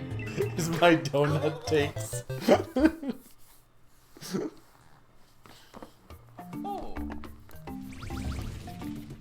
Oh, Okay, well, if I say, can we agree water is needed to live, who is going to disagree with me on that? Only a contrarian. oh And, okay, for me, 100% is the texture. no! Let's go. I'm, like, very particular to texture when it comes to foods, and jelly donuts just, the texture of it just throws me off so much. I do not like these swoopers, by the way, because every time I hear them squeak, I panic.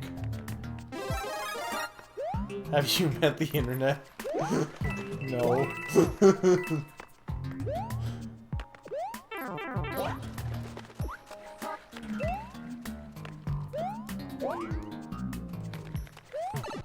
I know a lot of people do. I'm learning that is, like, I didn't think that was, like, a hot take, but, like, I'm learning, no, that, I am the weird one.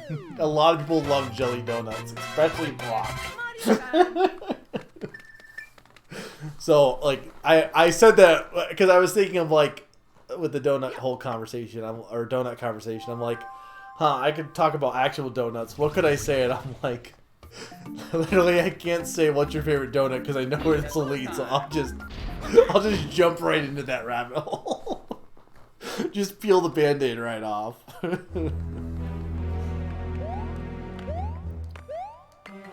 But no, like I said, for me, it's the texture more than anything else, because the wet jelly from a crisp, donut out layer, just the contrast is what I don't like about it. I don't think. Or I think.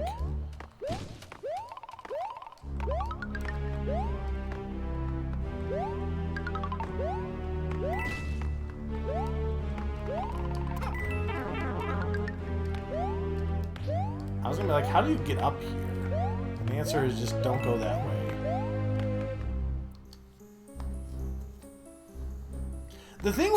Here's the thing with food debates is well, okay, some people could be, but I want to say, compared to some topics, you can get as heated as you want in a food debate, and nobody's gonna have hard feelings because at the end of the day, no one's gonna be like they're not. No one's gonna get actually mad at someone for being like, you don't like this food. Well, okay, any sane person wouldn't be because, like at the end of the day, like, you know, I don't know, just the way that food works. It's a safe topic to like get like into serious discussion with because like at the end, like it's such a stupid topic to talk about because it's gonna like no one's gonna be like, you can't eat this thing anymore. You can't like Oreo cheese crabs, like like who cares? No one builds their identity around like eating donuts. Also, people do build their identity around liking certain games or movies or stuff. And also that everyone has an opinion on food, so like it's not like you can get it's easy to include everyone because there are definitely people who are like, well, I never played this game, so I don't have an input on this discussion. Whereas if I'm like, hey, do you like Oreos? Someone's gonna have something to say.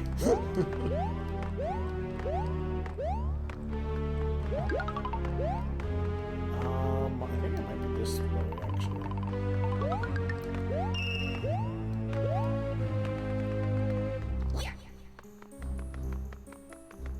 That is absolutely fair. But to be fair, that's not really a food opinion. That's, you know what I mean? Like, it is, but, like, it's also... And it's completely justified.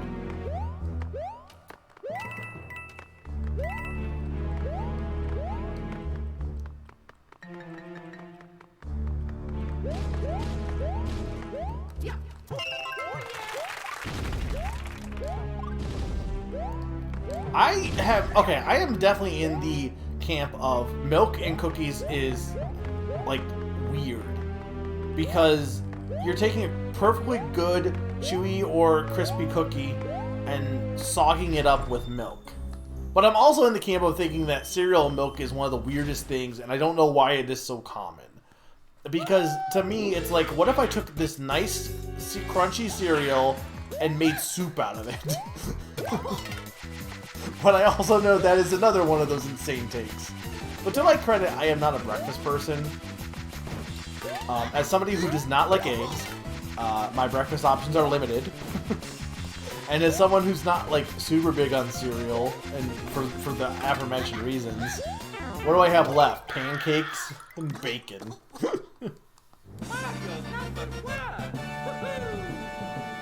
Oreos are a much cheaper commitment than a new game.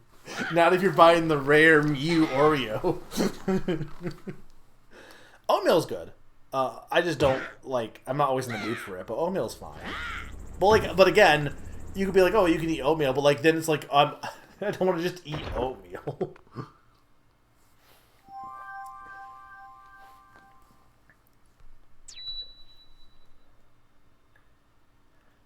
Yeah, I feel like this thing, people will respect food opinions because, like, you know, no one's going to be like, you can't really enjoy, or you can't really, like, it's your body, you're putting that food in your mouth, like, you know, no one's going to be like, most sane people aren't going to be like, eat this. But, like, you can disagree without any hard feelings, you know? It's a good way to practice discussion in a healthy environment, I feel like, sometimes.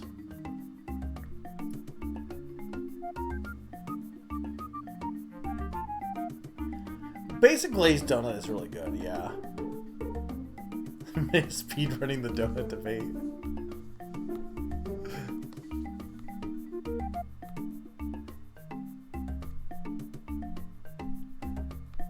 You need a very high IQ to understand cookie with milk. Mexico.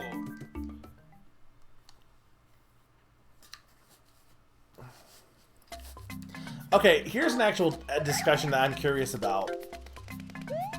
Like, you know how there's all those, you know how, like, there's flavors of Oreos? Like, when people think Oreo, they think, like, you know, normal Oreo with, like, chocolate cookie with cream.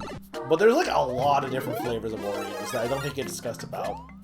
Is there any of those flavors that people are, like, really... Oh, I love this mechanic. Are there any flavors of Oreos that anyone is like really in love with?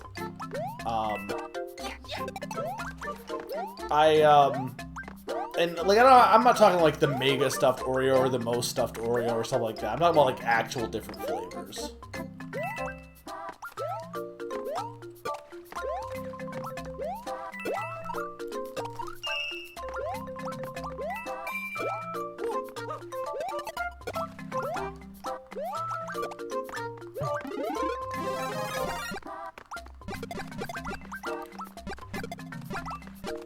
The CEO of remind me, because I will check that out. I may have seen it way, because I used to watch college videos, college humor videos way back in the day, so I may have seen it, but I don't know for sure.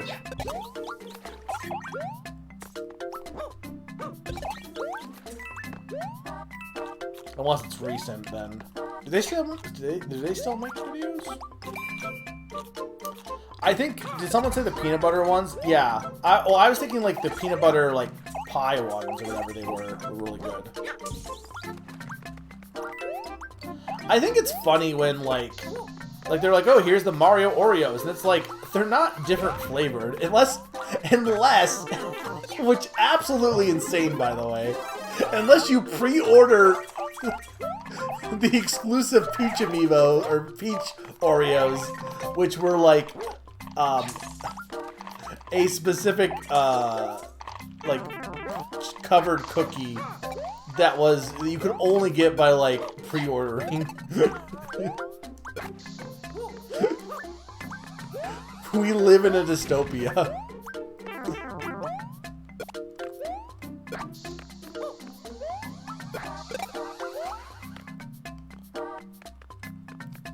I don't know if I can salvage this.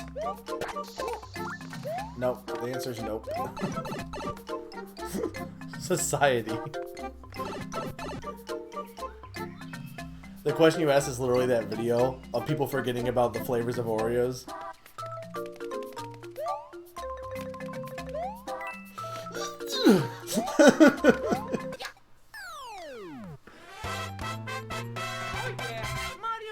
That's what I mean, though. People mostly just eat normal Oreos. They don't eat the other ones.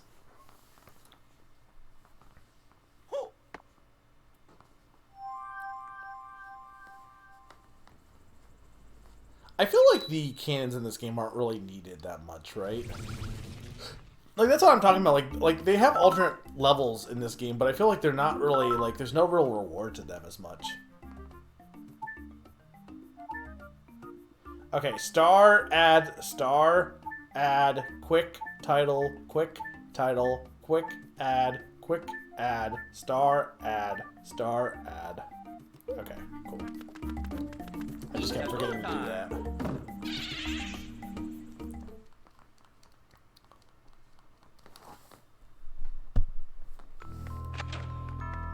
Alright, this game has globe. I forgot that there's all these weird blocks. I always remember there's the propeller block, but there's also the glow block.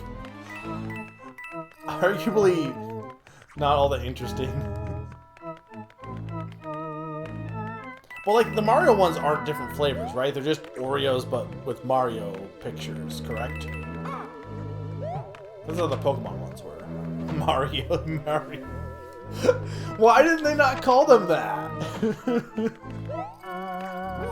I guess that'd be the Canadian pronunciation, though, right? Mario's.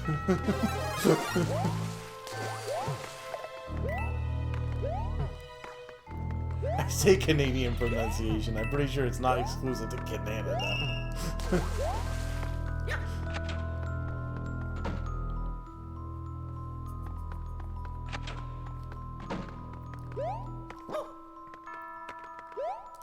I don't know how I feel about dark levels like this. Like I feel like there's nothing really being added when games are like, here's a level in the dark, but you have to do this to find, you know, to see, or you have to be, you know, careful in the dark. For a Ghost House, I guess it's fine, but I think it's interesting because it's not like anything is really added to the game too much. Just taking longer to get anywhere.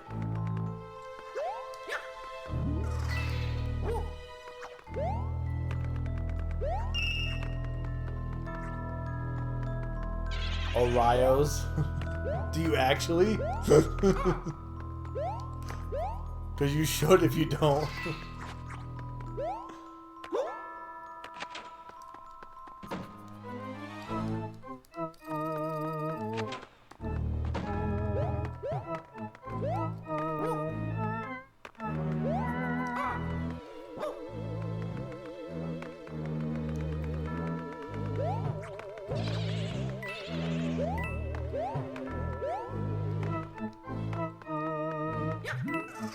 Imagine a world where people were receptive to Hydrox or whatever they were. Imagine a world where it wasn't called Oreo, it was like Hydrox.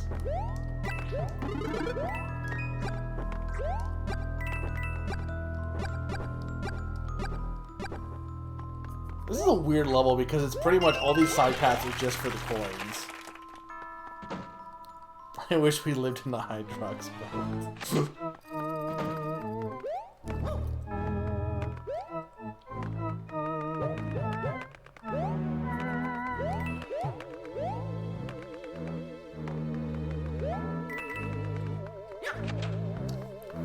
This is the end.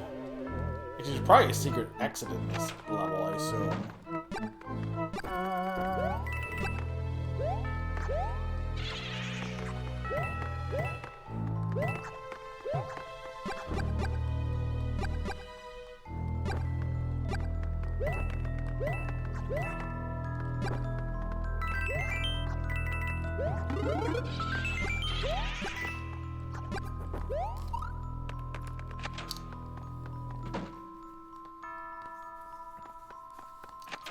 In the Hydrox world right now, they're making Alex Kidd Hydroxes.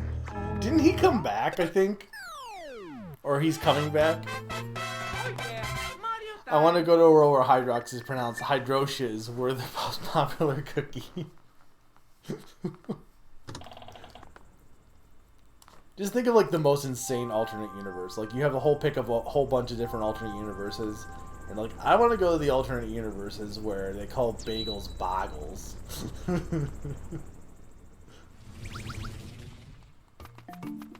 Let's go.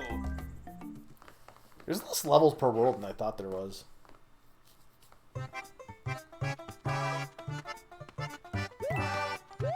Oh, right, these guys! Do they have a name? I love these dudes. I kind of forgot that New Super Mario Bros. Had some really good enemy designs. Like, that's my bad. They have some really cool enemies that are new. Well, I say enemies. These guys aren't really enemies. They're just friends.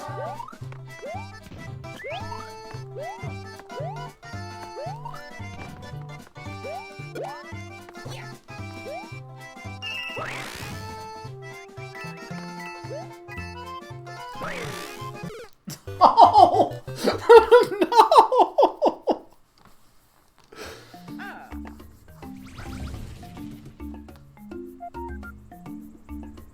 Let's go. No, what's the no?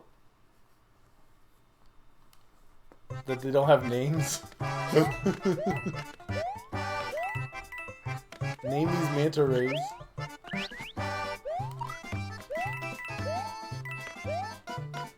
Oh. I thought he did. I thought they made a new Alex Kidd game.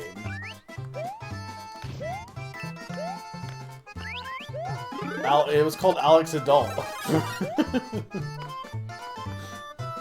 Is that really what they're called? I hate Mario name schemes because either there's something really creative or there's something just like... rat. How did I throw that? Oh. I don't even have... I don't even play this as Mini.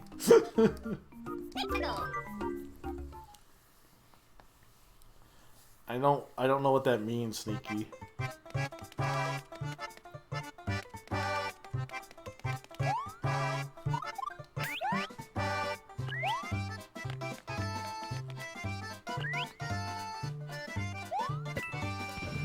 Stop!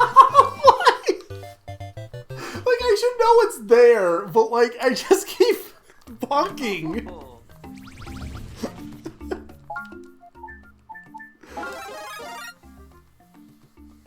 Hey, Naron. Naron, did Alex Kidd come back?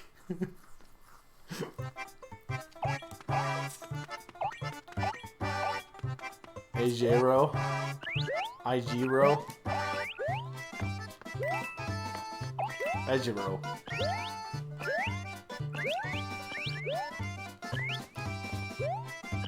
Naran, how do you feel about these guys? Like, okay, here's a question: are those their eyes, or are they wearing goggles?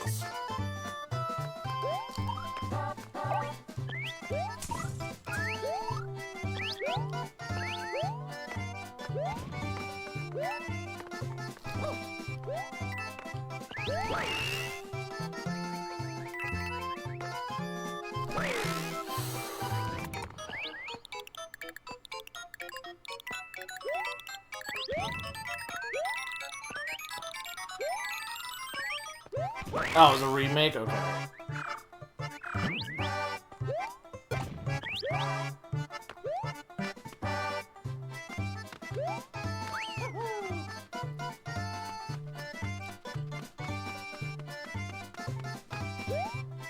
The answer is sneaky, it's a losing battle.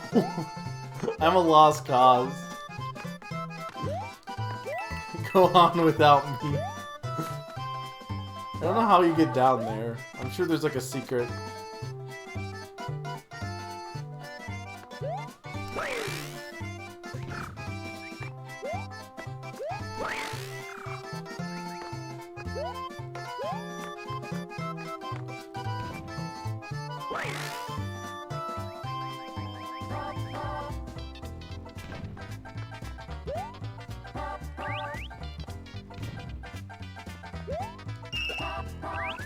They really were like, we have a really good song because it has Boz in it. Do we ever need another song? And they did that for the next 10 years.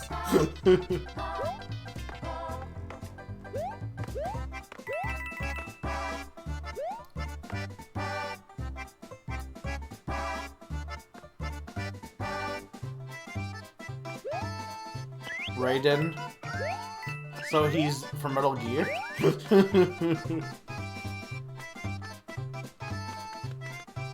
So it's a pun to be like he's Ray Dude or whatever. Oh yeah, Mario time.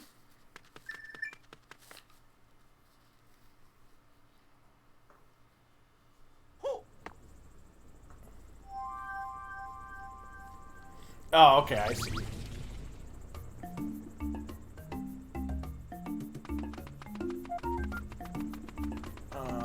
How are you doing tonight, Naron?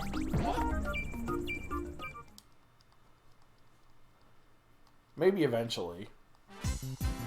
I mean, is it on the is Alex Kidd on the Genesis Switch Online or no?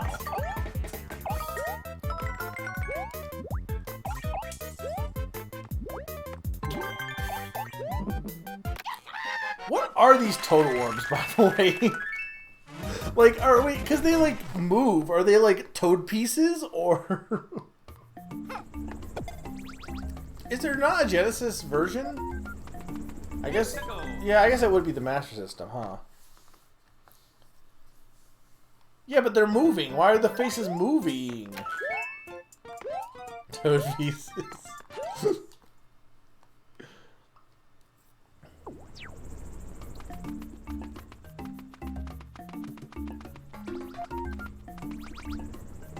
Right, this is the thing that sucked about this level, is I'm pretty sure if you got unfortunate, like, the layout of the vines would make it so that you would have to basically restart the or go into a random level and leave for them to, like, switch position, if I remember correctly. Yeah, see, look, they're making, like, Wawa faces.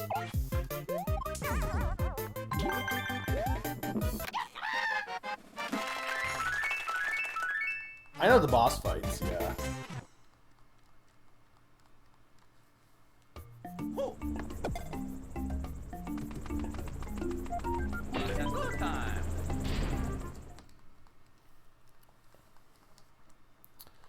Alright, time to fight Iggy.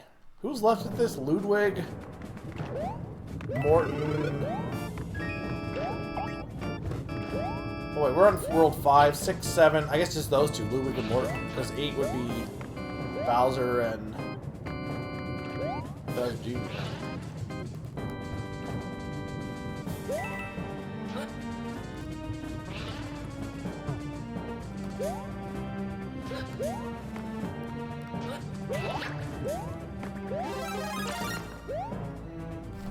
I really wish the propeller mushroom wasn't like. There's nothing uglier in the world, I think, than the flight suits, right? You gotta admit that they're not high fashion. I feel like half of what people like about power-ups in Mario is how cute they are, or how silly they are, right? And how much they make Mario not look as ugly. And to me, it's funny that they went with, you know, what if he had a flight suit with a giant propeller on his head? Yeah, I would agree. Though I would say, and you might disagree with me on this, Sneaky, because you had reason to. I don't think fencing outfits are bad. For some reason, they make them work, and I think it's because of the mask.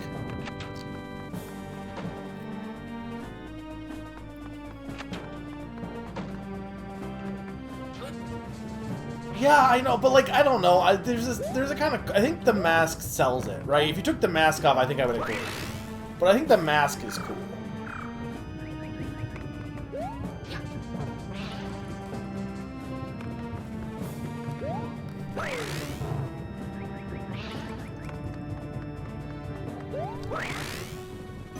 Why is it lame though? It's a mask. If you look at the mask, you get stuck.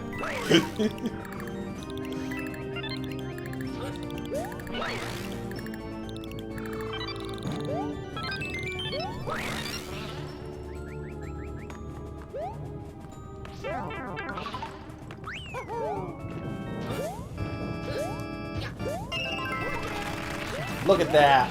Master of Mario. Pro. No mistakes.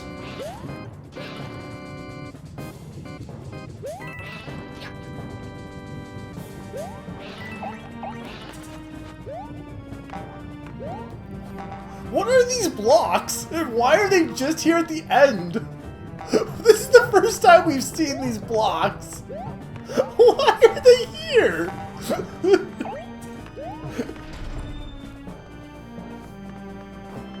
Discount no blocks.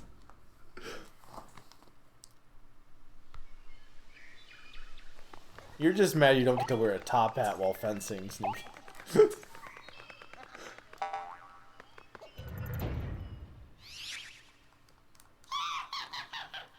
Right, this is a weird battle.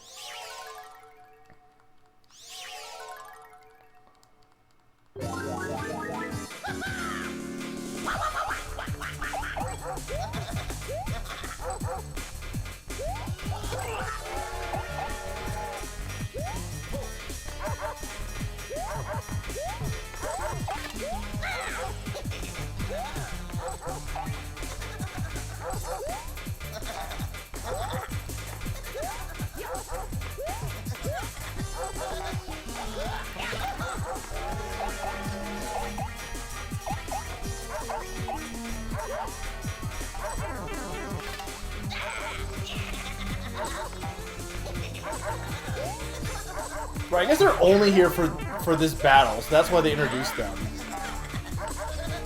I'm gonna die.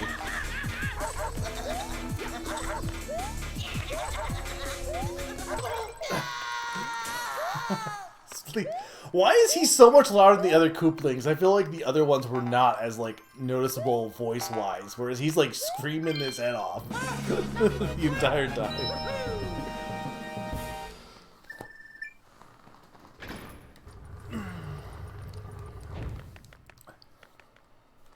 He's just a louder guy. No, he's the tallest Koopaling, not the loudest Koopaling. Lemmy is the smallest Koopaling. Iggy is the tallest Koopaling. Morton is the biggest Koopaling. Roy is the coolest Koopling. Ludwig is the dorkiest Koopling. Wendy is the worst Koopling. And Larry is the best Koopling. Oh, 100%. Because he was basically just he was basically Lemmy clone, kind of. He had the glasses, but he had rainbow hair, and he was a lot more just like Larry body type, but with like Lemmy's hair, basically. What? I mean, Wendy is the baldest Koopling. It is interesting that the female Koopling is the only one to not have hair. Because, like, in theory, all the lizards should have no hair. I don't think is there a single lizard in the world that has hair? And don't say the bearded lizard, because that's not really hair, is it? Okay, I think this is probably a good stopping point. What do you guys think?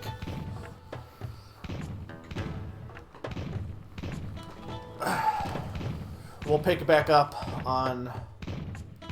Are they not lizards? They're lizards. I know, like, okay, I know Bowser's like, oh, he's a turtle, but, like, they're not really turtle. They're only turtles because they have a shell. If you took the shell off, they would just be lizards. You know how biology works? I'm tired. But I think I'm going to call it for tonight, guys, and we'll play more of this next Tuesday. So this coming Tuesday, we'll be playing Detective Pikachu Returns. First look at that game. Should be pretty fun at 7 o'clock. Next Sunday at 7:30 will be a Name That Game tune featuring Mario games for more. This is spooky month, so this is a spooky Mario game. And then Detective Pikachu, spooky murder mystery. Spooky murder Name That Game tune because I don't have any of the categories made. And then that Tuesday after the Name That Game tune, we'll have more of this at 7, and we'll finish it up. We'll probably not take too long, and then maybe we'll do some Mario Maker as well. And then I'll be playing Wonder at the weekend of. I'll be doing a stream of that, as well as probably something scary for the end of the month. There are so many cool types of armor for sword fighting and fencing establishments. Was like, yeah, let's do this whole all white bodysuit and mask that looks like a car speaker.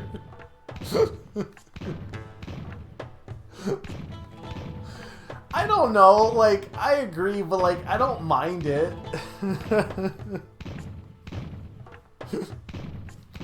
But yeah, I had fun with this one. I hope you guys had fun with this. Okay, we'll just do a quick save. I don't think it will matter, but I feel like any full body suit would suck because of the heat and all that. Like, imagine fencing in a mascot outfit. Imagine if you were like both dressed as like Pikachu's at fencing. Like, sure, it would look cool, but it would probably suck to do. But yeah, this was fun. I hope you guys enjoyed the stream. I'm glad I went with this idea. I was like, what can I do like as a lead up for Wonder? And you know, this will be fun. And I'm honestly enjoying this more than I did. I feel like when you look at like when you look back at the new Super Mario Bros. Games, because of how many of them came out and how similar a lot of the later ones were, you kind of get this feeling of like, oh, well, they were just all bad. And like, I don't think that's really true. I do think there's things to love here. I don't think it's, you know, again, I don't think it changed my life. But I think this game is pretty cool. I wish you could play as Toad. It's one thing I am excited about with Wonder is that you don't have to play as dumb old Mario, but unfortunately, I think wasn't it U Deluxe was the first game to let you play as Toad all by himself if you weren't playing multiplayer. It's ridiculous that Nintendo thinks you want to be Mario. Alright, I think that's it. Well, maybe they'll add Nabbit to Wonder. I don't know. I'm just happy you can play as Yoshi, I assume. But, alright, let me see if anyone's streaming. I don't think they probably are, but we'll take a look here.